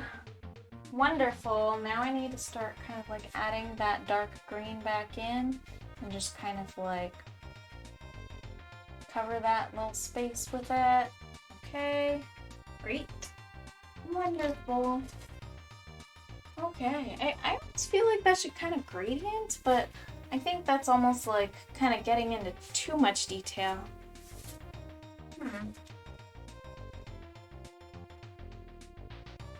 Let's start kind of maybe make this a little bit like more blue. Alright, so that means that I'm going to have to kind of make it green. So let's get some of this yellow. And I'm going to mix it with just a bit of cyan. We're going to make this dingy green color. A dingy old green.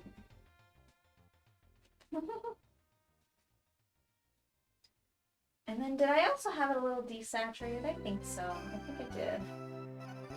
It's a little bit desaturated.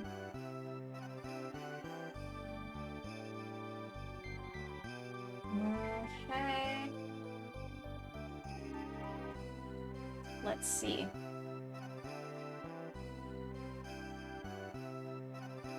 Alright, I feel like that needs actually quite a bit more of the blue.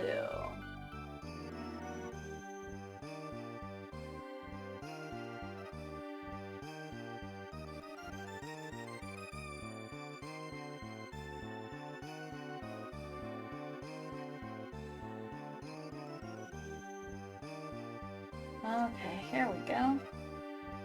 So your eye picks it up as like a yellow because the context clues tells your brain that it should be on a yellow object. So it's kind of reflecting on a yellow object. Okay, very good. So that's kind of gradientified.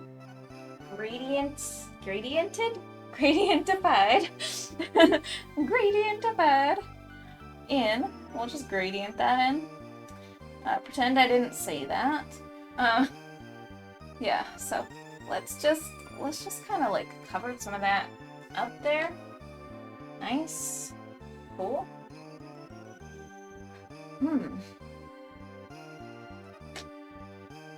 I think I also kind of want to add some little highlights on those weird little sea grape things. We'll see. We'll see. Yeah, we'll see. We'll see how that looks.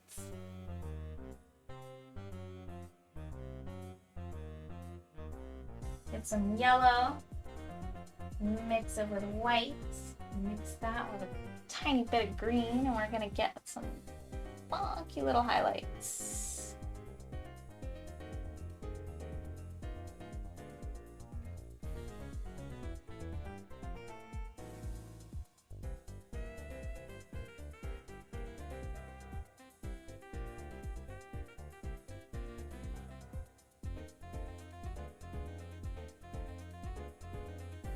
Yeah.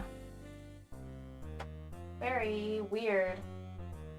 Very strange coral.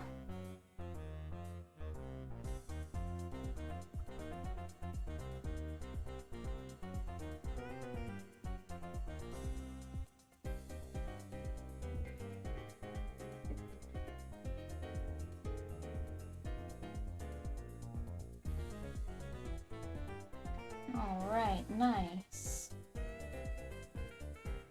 Yeah, there we go. Weird coral.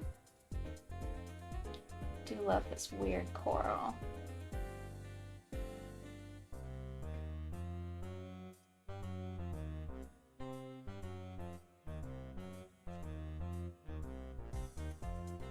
Alright.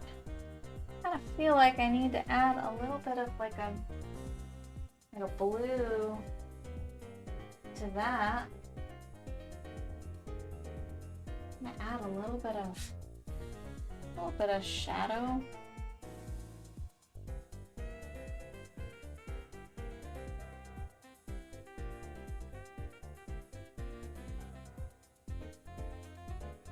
Yeah, a little bit of shadow to the overall shape.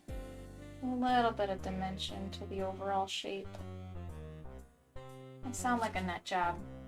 Please bear with me.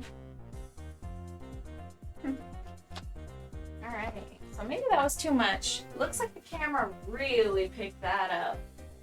Quite a bit more than I was expecting, to be honest with you. Alright, so let me think. What can I do?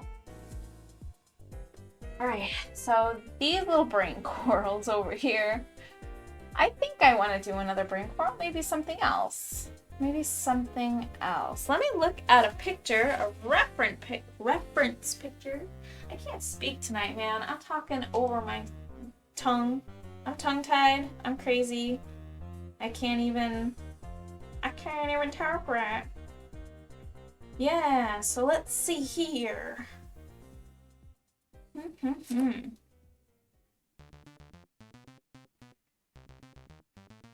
Let's find out what my little reference photo says.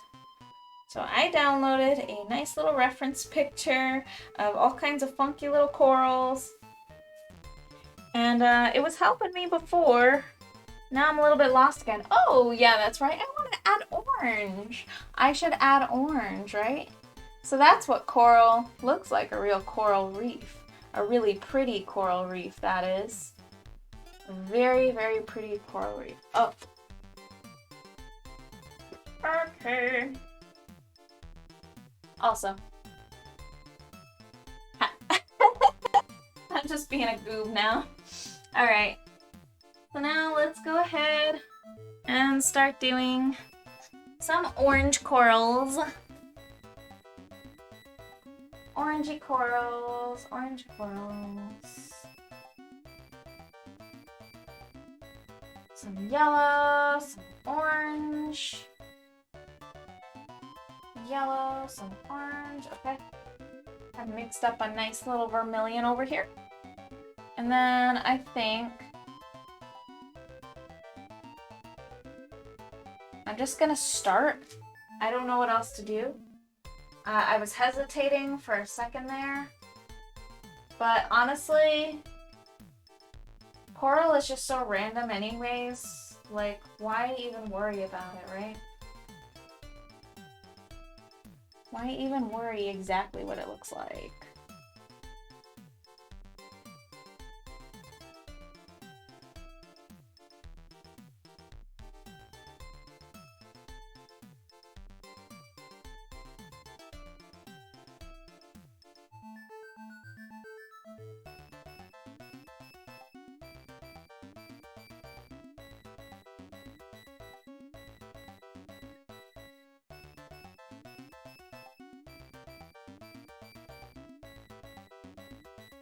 Coral's got like so many different random shapes and stuff on it, you know?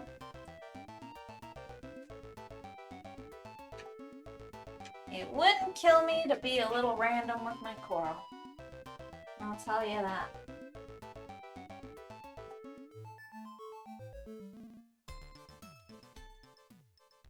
Okay.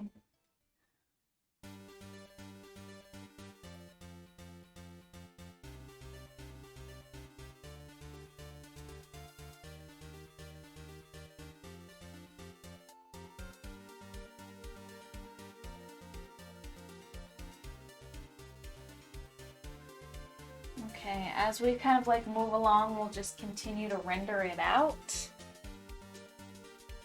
But I do want that to look a lot more orange. So because I'm painting over kind of like a pink, I'm going to have to get kind of more aggressive with the yellow. Aggressive yellow.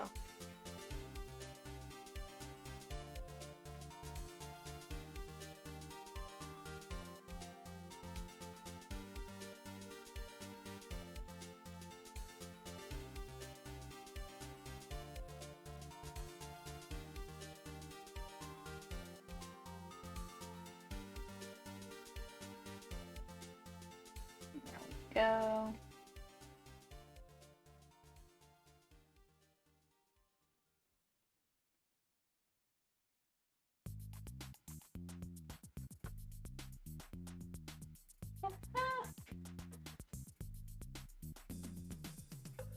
I don't know why I made that noise, but I did. Alright, so let's look at it in the camera. Okay, it's kind of a nice texture to go there. Okay, I'm cool with that. I'm very okay with that. I'm very quite happy with it. Definitely needs more definition. But first I'm gonna sneak some more saturated orange in here. Okay, a little saturated orange.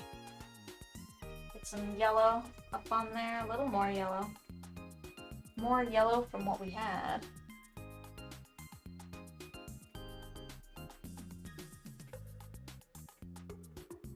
And then white on top of that.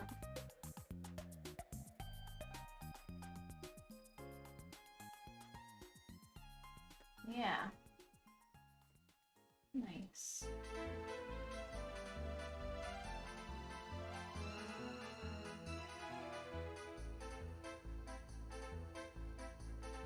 Okay. Cool. Super awesome. Okay.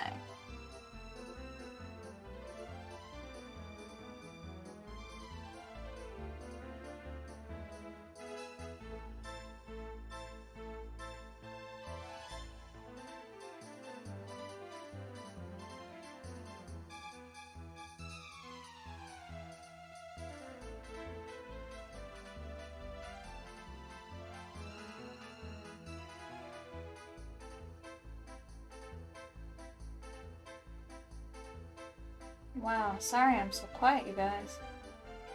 I kind of just like, kind of got thrown into that flow state again. But man, it's a feeling. It is a good feeling. I love the flow state. It makes me more productive and it just feels right. It feels great to be in the flow state. Cool. Okay, so there's that weird little thing, and now I kind of have to add a little more definition to it with some darker values. We're gonna use some red. We're gonna use some cobalt blue, a little bit of cobalt blue, a little bit of red. Kind of throw those together. Make a nice little violet. A very nice violet. Surprise, we're going to throw orange in that, because then that turns that brown. So now we have a warm brown color.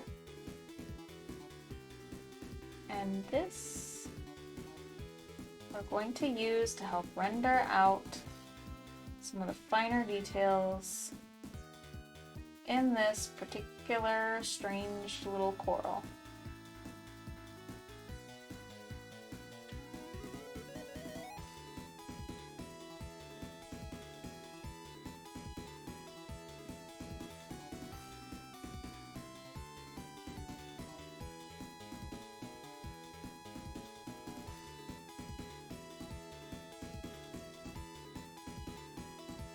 And that should kind of go into that one a little bit too. Very interesting. Very fascinating. I love all the weird little corals.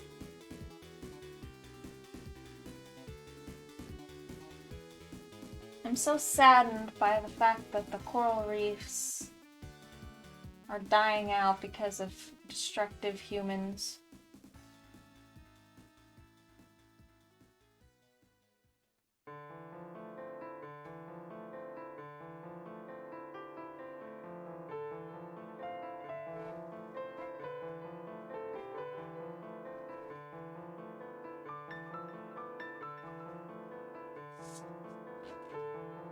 I don't know if Rin's here still, but if Rin's still here, my brother told me about something very interesting.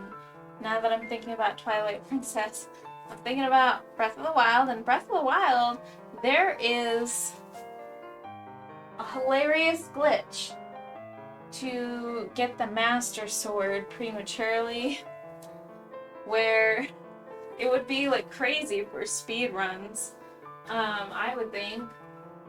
Because you can get it by, I guess you can set down some logs right next to it, just set down some wood right next to the Master Sword, and camp out there for the night. And then once you've done that, you sit down right next to it so that you kind of clip into the ground.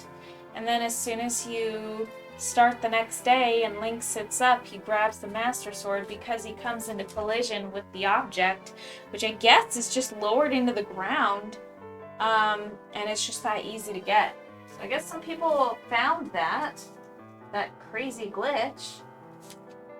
It's kind of wild what people manage to figure out.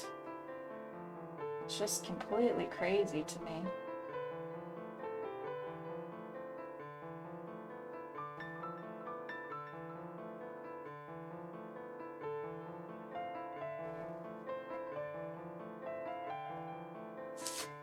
How many hours must have really been spent to find that. And you know, it's just so funny too, because so many people were playing that game and that glitch hasn't even been discovered until recently. It's a new glitch. I don't understand. How is it a new glitch?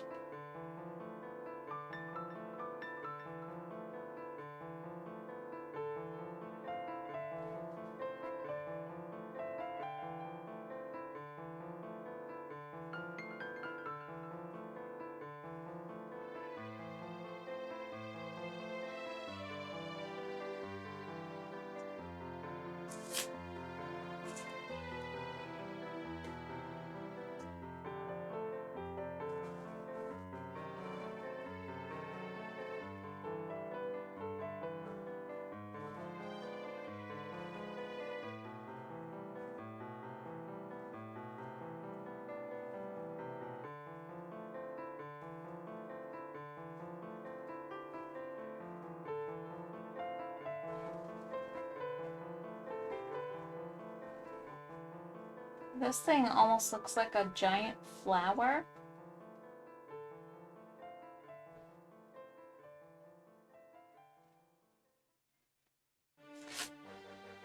Hilarious. Alright, let's take a look at it from the screen again. Okay, looking a little bit better, it really is. I feel like I kind of want to add like some kind of hard shadow or something to this brain coral. I feel like it's a little bit distracting actually, so let's kind of like add some kind of blue and cobalt blue watery concoction And then let's just kind of like dash across it. We're gonna dash across it. We're gonna do bravely. Okay? You ready?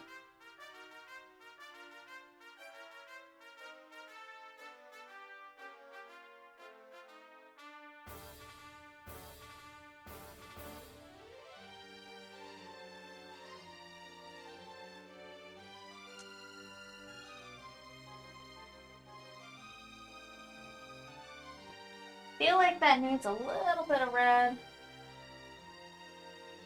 Just because it is kind of like pink.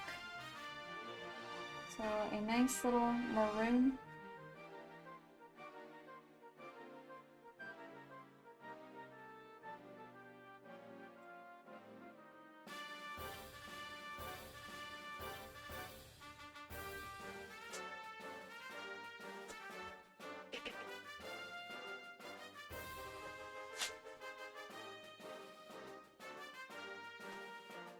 Okay, not too bad. It was looking a little bit unnatural before, I will say. Without having some kind of hard edge light on it.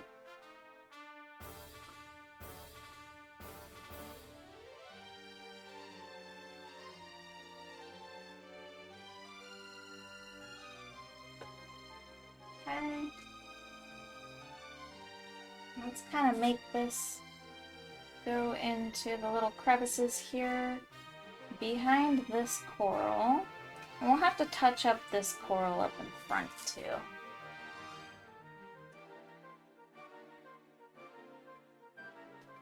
So,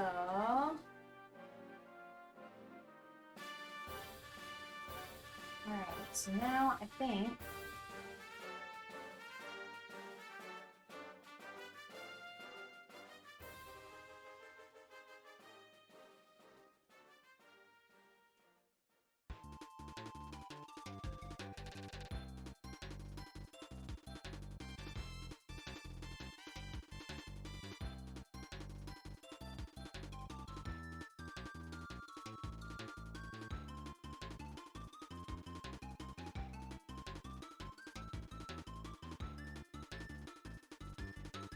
nice. Right. And another thing that we can do is we can add some more dimension to the anemone too.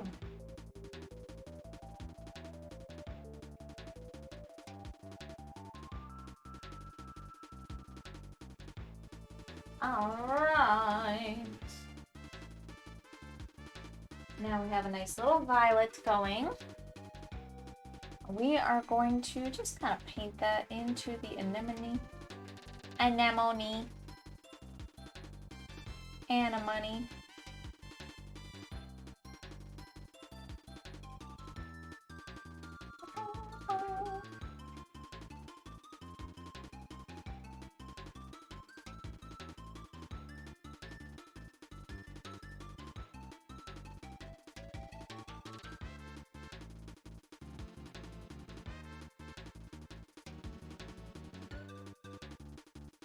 I will have to share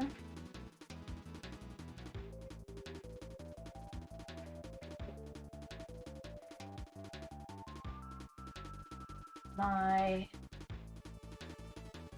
sushi recipe with Glenn, because I just saw that message earlier. Glenn was asking for a sushi recipe. And maybe the clip would be sufficient. Maybe writing it would be better. Maybe I could clip this just because I already talked about it. That could be convenient. It could be very convenient. God, I'm so weird. I'm just like talking about nothing. Alright, so I gotta fill the air with some kind of commentary, right? What do I want to say? what do I want to say? I have something in the works right now. I want to actually revamp or redo my about page on my Twitch, which is something that I think I set up Sunla to do with the announcement reel. Yeah. So, like, I don't really have any news or anything really, anything worth too much talking about. But I do think that that is something that I needed to change or upgrade or, you know, something.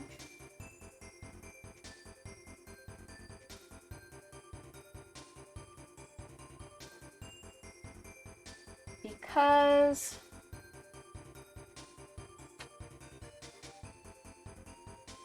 it's important. The graphics look a little bit outdated, and then also, like, it's all of them say, or most of them say, like, Altia, and as you guys know, my username is no longer Altia. I'm not Altia Studio anymore. I'm Sunla Studio. My Sunla Studio, it's more like a workshop. I don't own a studio company, you know, like I have a workshop, and I am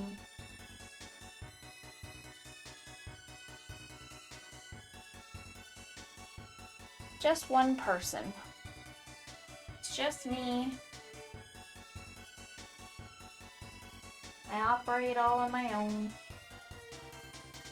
So I feel like the word studio kind of conveys a message like there are multiple people in the shop. It almost says, yeah, we're a big business. When really, that's not the case at all. I'm just one person. I am a one person. And you know, when I started out with the Altia Studio thing, I kind of wanted to be that. I kind of wanted to be like, you know, looking like the professional store, you know, having that, just that look. Like, but I've come to find that whole business thing where you're just kind of looking like a shasty business person, people actually don't appreciate that. People don't like that. It's not well received. Once you start acting like yourself and like you're just you, and that's like all it really is, instead of like, you know, saying stuff like using like big business terminology and stuff like that, and you're less focused on just sales and you're more focused on like just being you, that is so much more well received. So much. It makes a huge difference. When I switched over my mentality, I was like worried I was gonna look like I didn't know what I was doing. Like I was just not, you know, I was worried about being goofy. I was worried about being myself, but you know, it was all stupid fears. It was all stuff that I could have just been myself from the get-go and I would have been more well received. I do remember when I was starting out with Altia Studio that there was a time where I was trying to dabble in t-shirt making and I did a horrible job. I bought a whole bunch of t-shirts and like I just kind of wanted to be able to put my own designs on them. And so I did that. I used like these little iron-on kits, which is a big no-no, which I didn't realize. But I did that and they turned out kind of awful. So like, so I just sold them for $3 and free shipping, which just means they paid for shipping basically. Like, so I could just ship them out to people, and I just told them, you know, that's why they're on sale, and so it was just kind of, you know, it was my realization where it was like, I don't really want to dabble in clothing, especially with all the different sizing and stuff like that. Like, it makes it so complicated. Oh, right. that stuff is just super complicated. Once you start kind of getting into that, and like once you start getting into like, once you start kind of like getting into like doing t-shirts and like stuff like that. Oh, and like I was getting like kind of crappy reviews from those, and I was just like, oh. And people were upset because those were like my kind of projects. It wasn't anything that I was super proud of, and I didn't make art for them, but I kind of wanted to just use my own art later on to do them if they like, you know, if they were well received, which they weren't. But some people were really upset that I used some sprites from like Pokemon games on the t-shirt designs. And I didn't realize at that time, and that was like a big no-no, and like right now today I wouldn't do that again.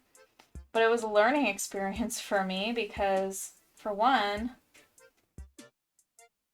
doing that whole like t-shirt experience, like I'm not good at it. It was no good for me. Uh, so that was already a learning experience on its own. And then like the fact that I got chewed out for using like some sprites that were just like official Pokemon sprites or my revamped versions of old Pokemon sprites. That was a big no-no too. Like people didn't really like that, so I'm not doing that anymore, you know? Like I was just like, okay.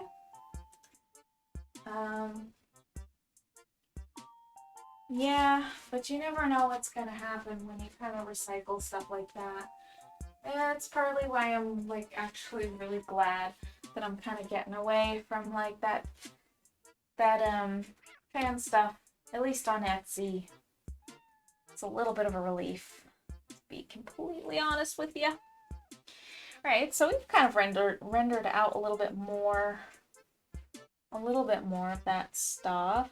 All right, so I'm kind of thinking, let's kind of add some purple or some violet or something in there. Add like a really nice violet right here.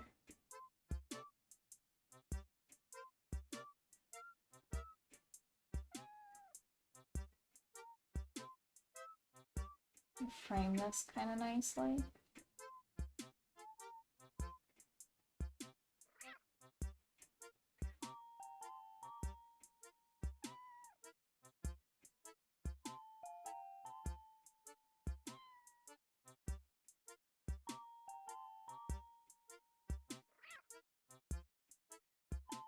There.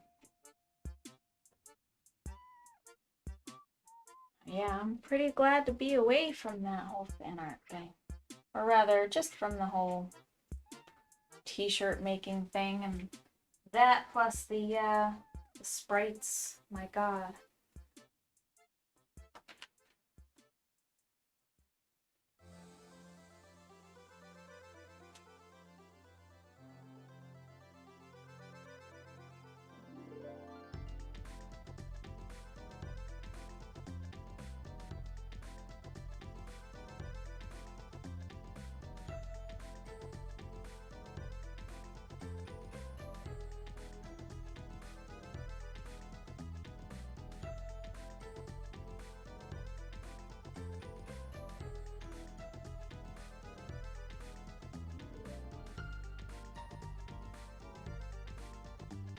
There we go. Touching up that strange little brain coral.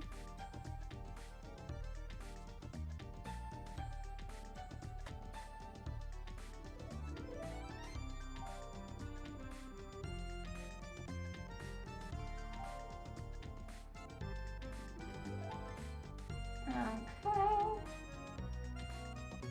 And then get some more of that weird little dark green. So we're gonna make weird little grape silhouettes.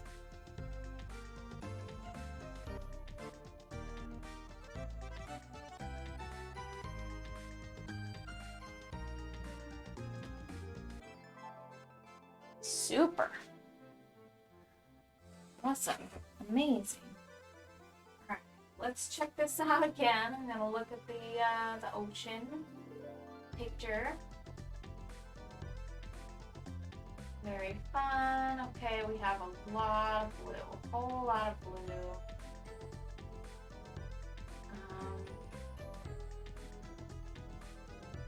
That's a lot of sea life. I feel like I kind of want to add some fish in the foreground too then, right? Just to kind of offset the blue that's all over the top half of the canvas and the center. Since our little dragon is blue, so is the ocean. Alright, so what do you think? Or I can make him a little bit more rainbow than he was. I think I could probably honestly add some magenta.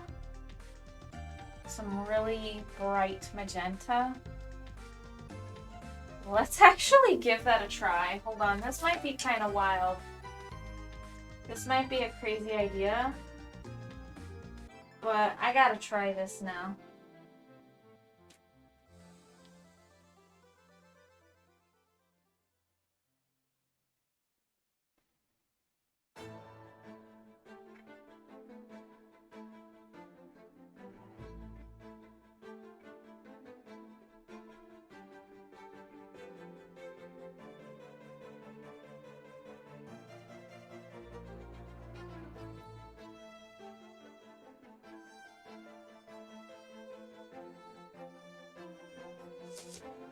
Huh. Yeah, I want to keep that up. I want to keep that going.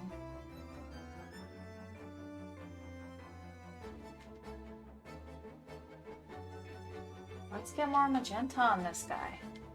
Yeah. Keep it up, keep it up.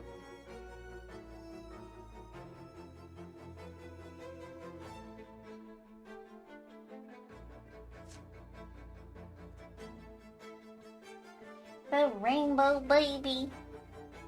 He's so cute.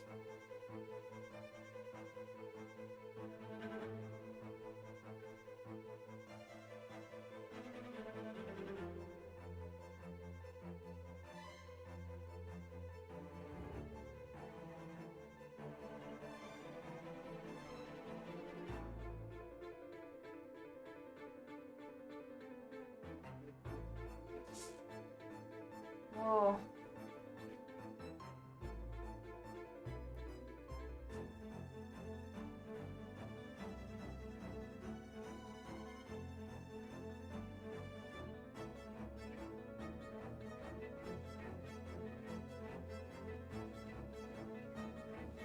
I really could use a lot more magenta, huh? This is actually working out, I think. Alright, let's keep it up.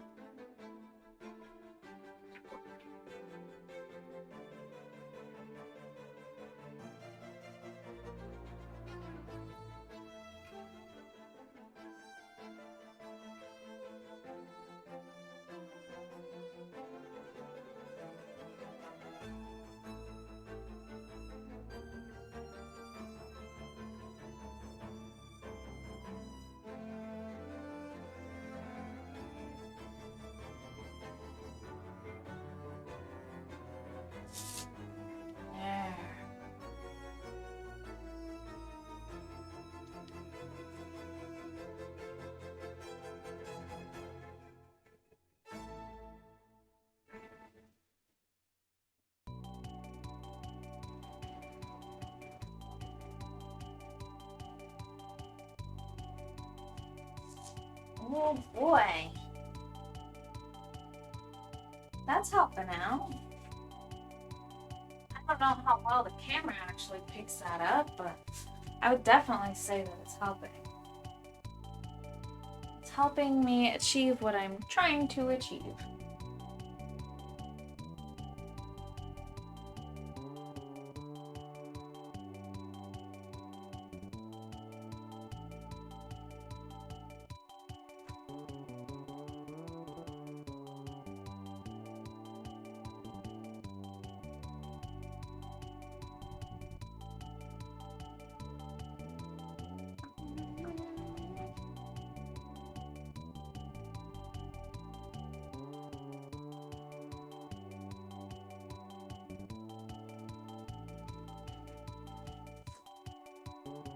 Oh.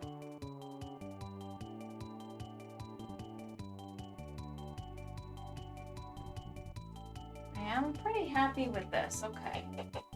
I think I can manage this. Hold on.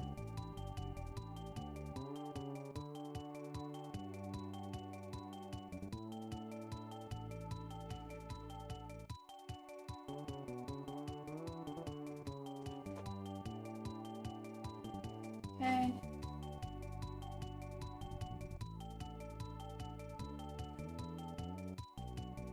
Okay.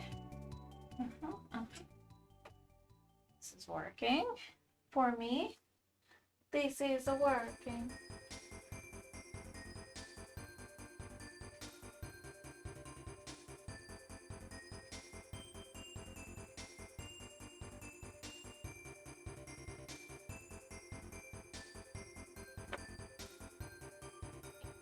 Rainbow baby. He's such a pretty boy.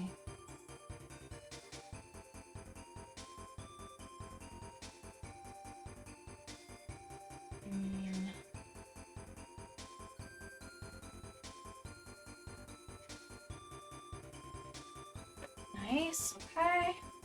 Nice.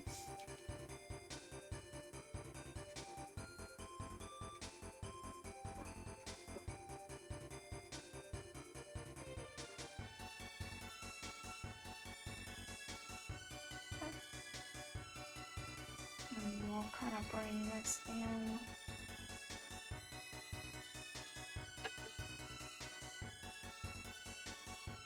Now let's check.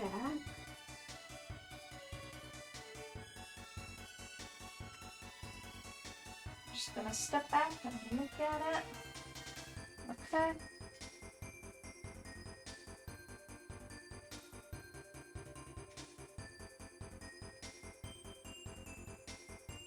Okay. Bit up here as well. Step back.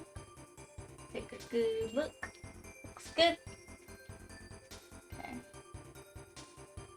A little bit right there. Back. Take a look. Looks good. Okay. Feel like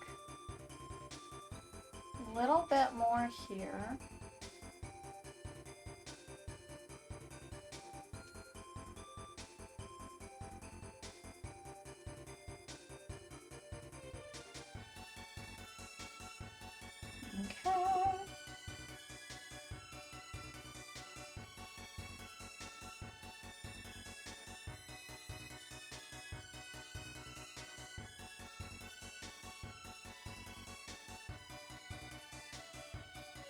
Okay. It is actually working out okay, I think. Nice.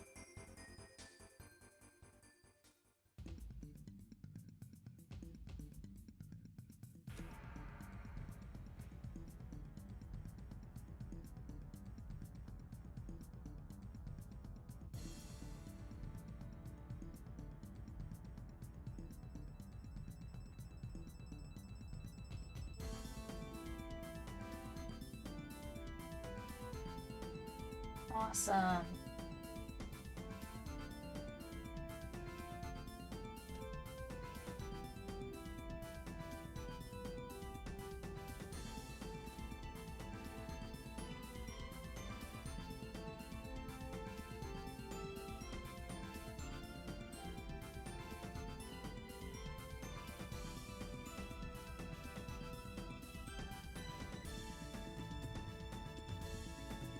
Okay. Let's look at it in the camera. I think says it looks okay. So I will look at it from over here too. Alright. Yeah, I'm thinking it's looking pretty alright there. Pretty okay. Now what do we think? I do kind of want to mess with the eye again So I might as well do that this session. I might as well do that this session.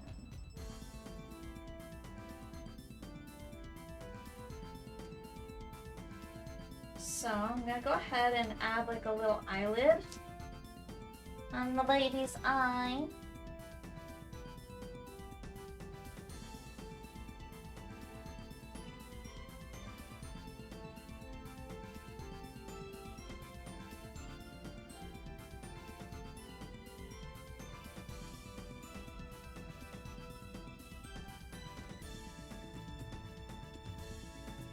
And then we'll take some cyan and some whites.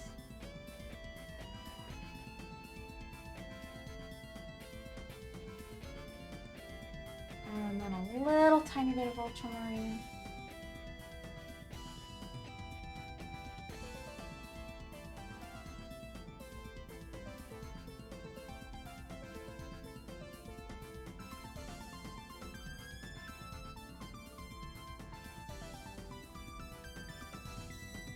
I think that's a little too low down.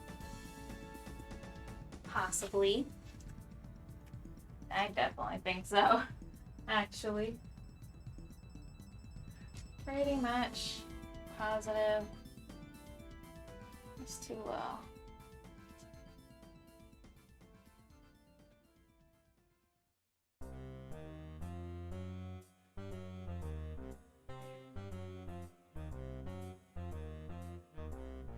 All right.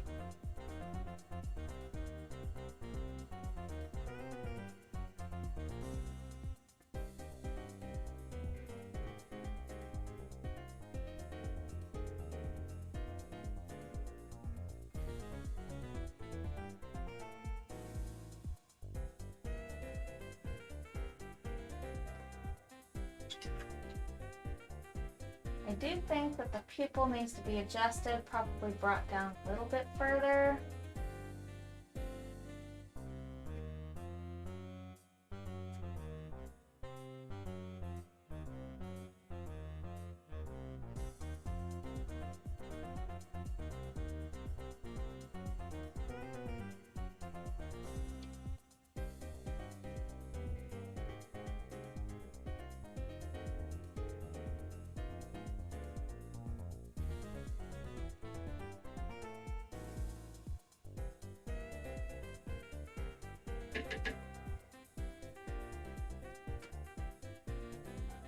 Okay. Redo a little bit of this eye here.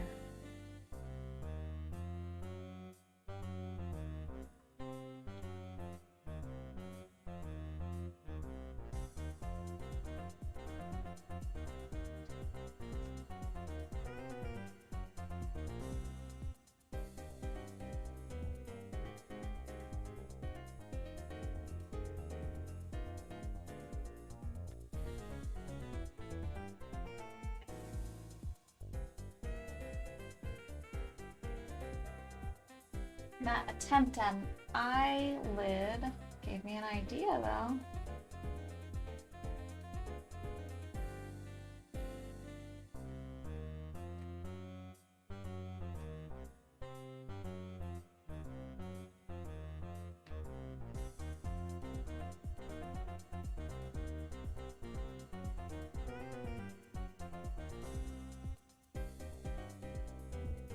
Yes, it did. Yes, it did.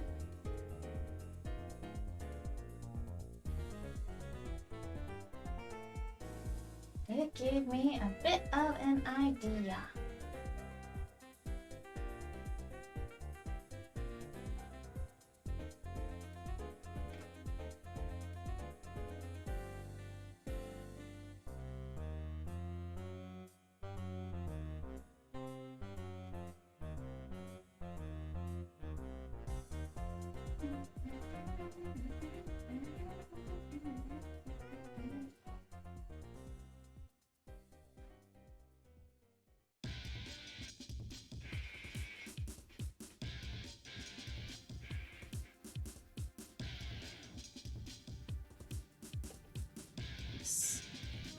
We're doing it. We're doing it. gonna have much more of a little baby face than he initially had.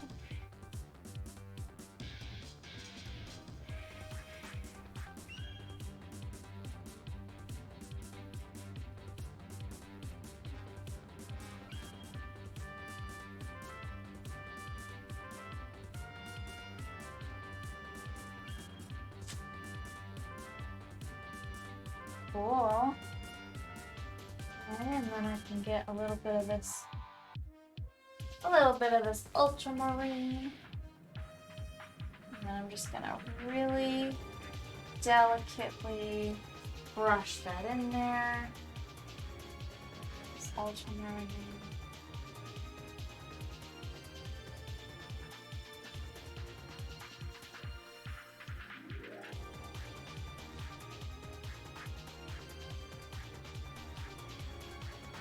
Okay. The white of his eye.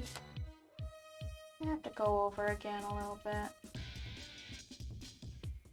But no problem at all. Right?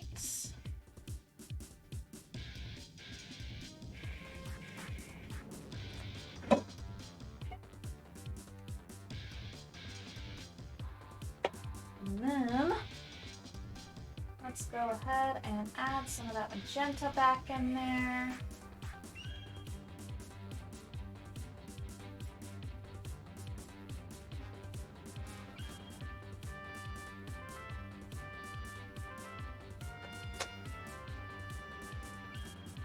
And then we're gonna add some of that vermilion back in there.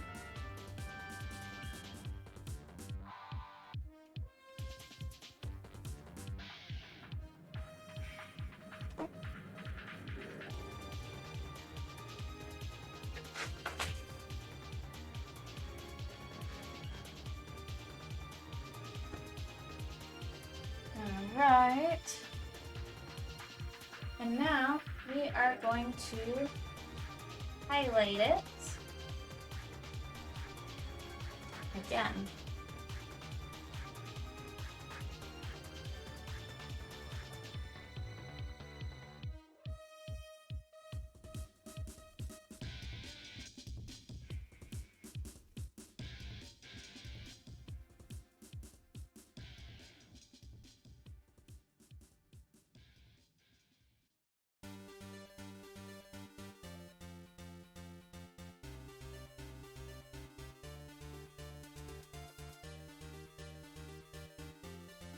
Okay, we're going to use some cyan over some of this.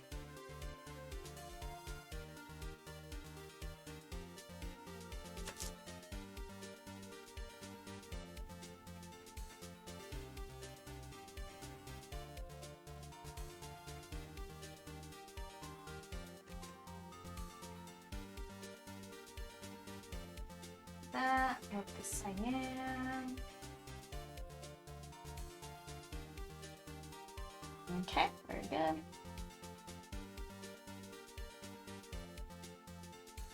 A little more white there. It just kind of covered up all that white there. Oops.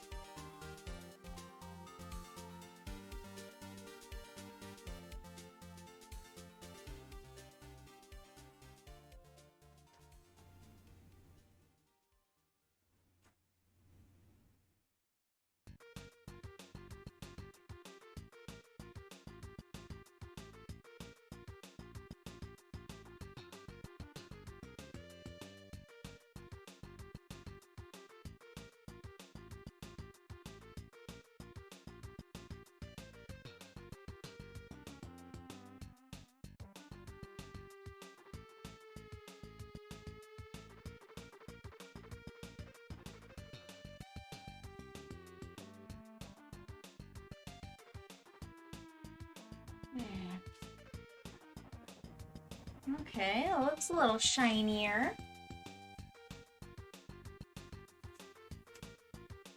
His eye looks a little bit shinier. There is something that I feel like I need to do.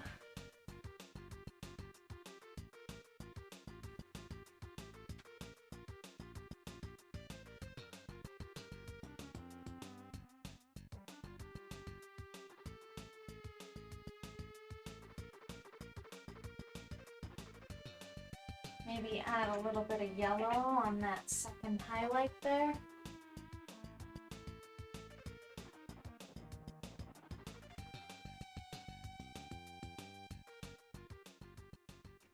And the iris. Okay. Nice. Lovely. Okay, if I can take this, some orange, yellow, and a tiny bit of blue, just a smidgen.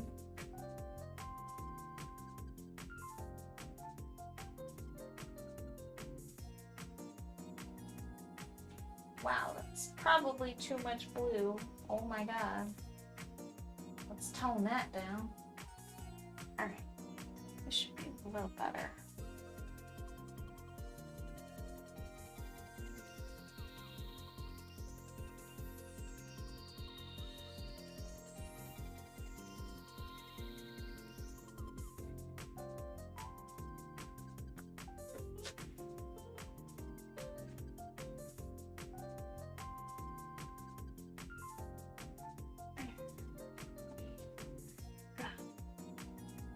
Okay.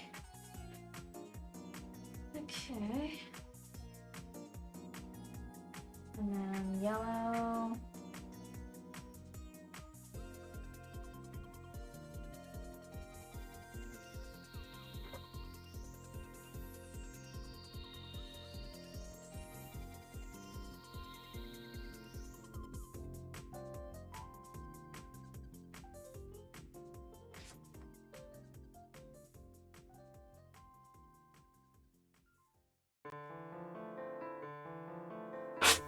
So his eye's been changed a little bit. So I do think, I really do think that the top of his eye needs to be shaped down just a bit. I really do think so.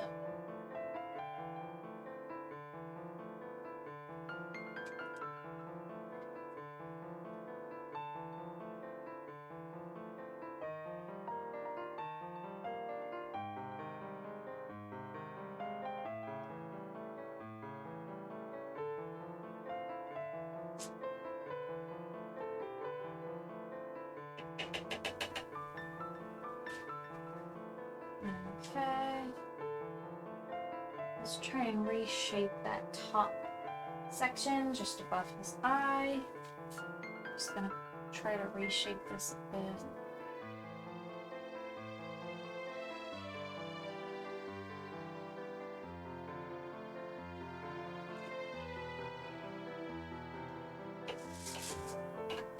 Make his eye a little bit more shaped out. It's a little difficult. My paints are trying to dry up. They are attempting to dry.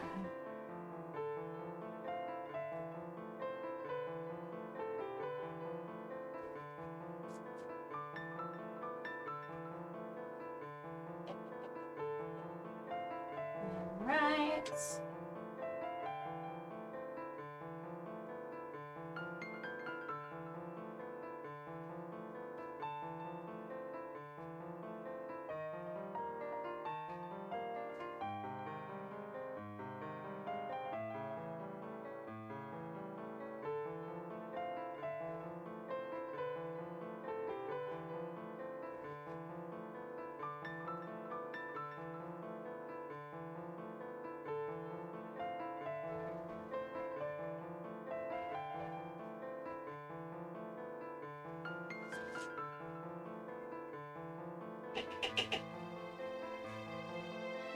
Alright.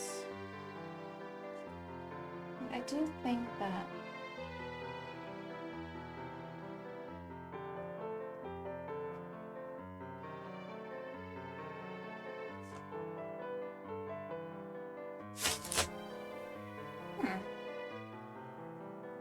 it's not quite there yet.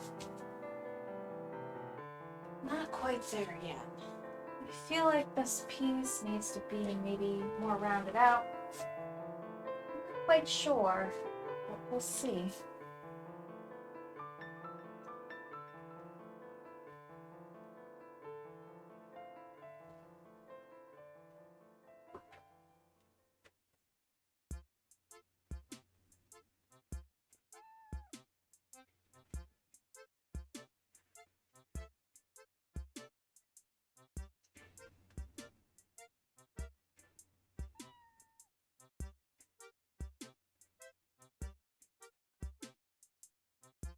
Alright.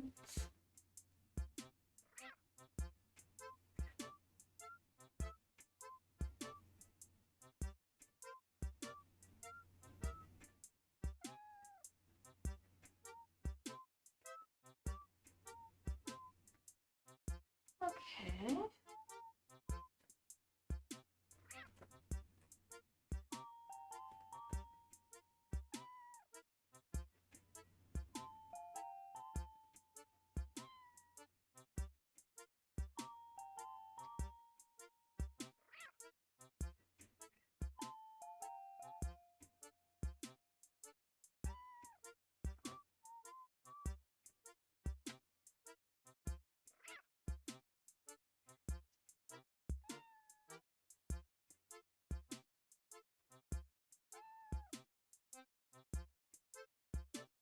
Sorry, I'm so quiet, you guys. I'm just pretty focused on this little guy and his little baby face.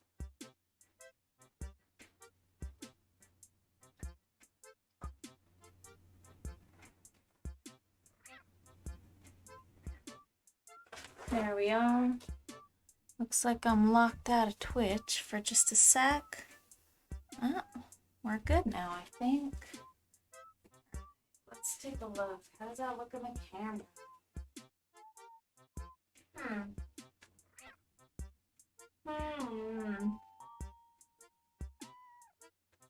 I somehow feel like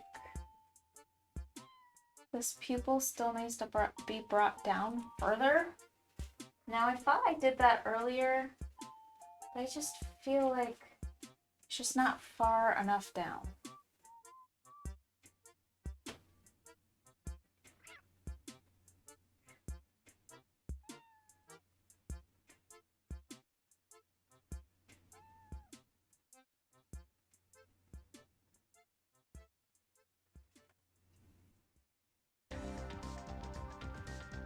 Let me just look at the camera again. Looks like the camera's picking up something.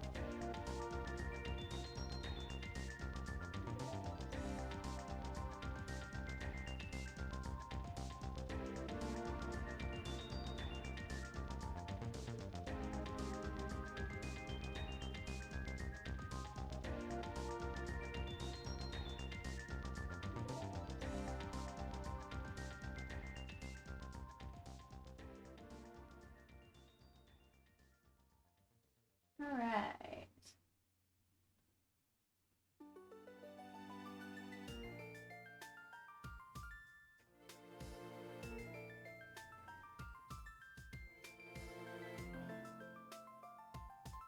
Sometimes less is more.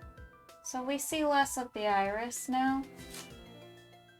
But I feel like what little we actually do see, it's kind of peeking through, and it's a really good flash of color. Just a really nice flash of color.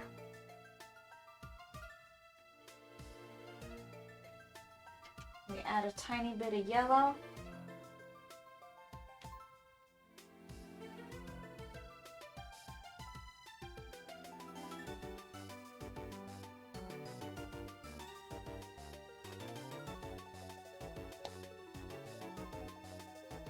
I'm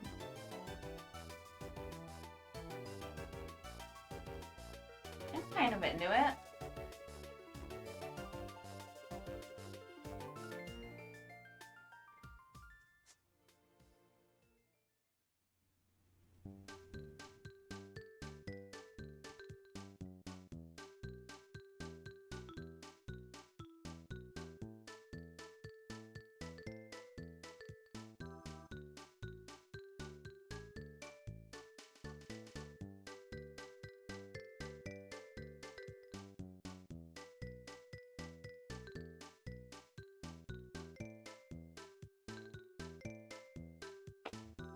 Yeah. Thinking that that's not too shabby. Do kind of want to separate that just a tiny bit. Okay. And I do want this to be like lightened up here just a bit too. Just the tiniest little bit. Maybe just ride along.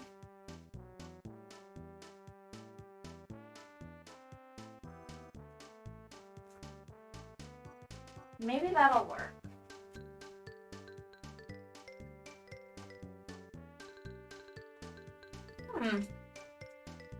Yep. And, all right. So I'm going to kind of add a little bit more cheek to him, like just give him a little bit more of a defined little cheek. And then I think I'm gonna call it a night after that. So let's go ahead and give him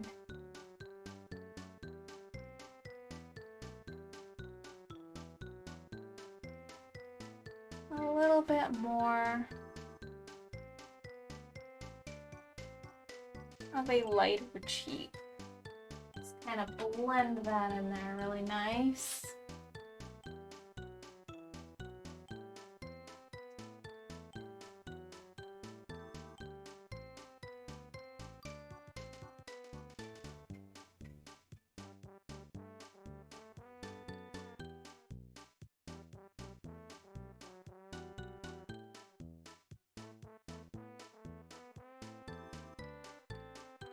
Alrighty, let's look at him in the camera. Oh, he's looking pretty cute tonight. One last little thing. One last tiny little itty bitty adjustment before I take off.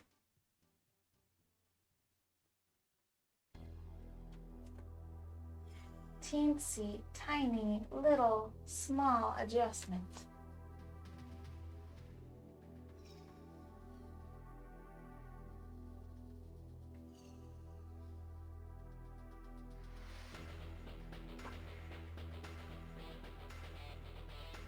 Okay. All right, so far, let's see what we've done. All right, so kind of added some more little seaweeds. We're just doing a little recap before we end the stream, just very quickly. We worked on some more texture on the corals. We've kind of put a little gradient here on this coral. I've added this little coral here, kind of added some definition to the other ones that existed. Little seaweed sprout, I adjusted the funny little brain coral so that doesn't stand out way too much because it definitely did before. There's a little more I need to fill in over here, but I'm thinking that maybe I kind of want to just do like dirt or something like that, and then maybe just kind of add some ripples from the surface. Perhaps, perchance, I don't know if I can achieve that, but that's what I would like to do. I added some definition to this seaweed. And then I feel like I kind of fixed up the eye, and I added actually quite a lot of magenta in here. So some violets that were added to make him stand out quite a bit more. It's not quite done yet. As you can tell, we're pretty slow on the progress. It seems like things are slowing down just because everything that I add now is with a tiny little detailing brush.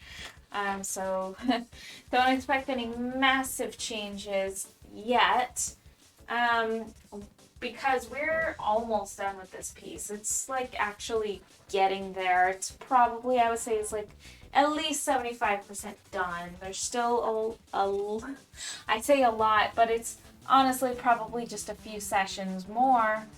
There's more to do, touch-ups to add in the background. It depends on how much I really want to go into it. I could really touch things up a lot, or I could just kind of finish things up. And then I also need to kind of stitch him back into the background. See, there's kind of like little faded areas. So I need to kind of go over his edges again and make him a little bit more defined. Also, the fish.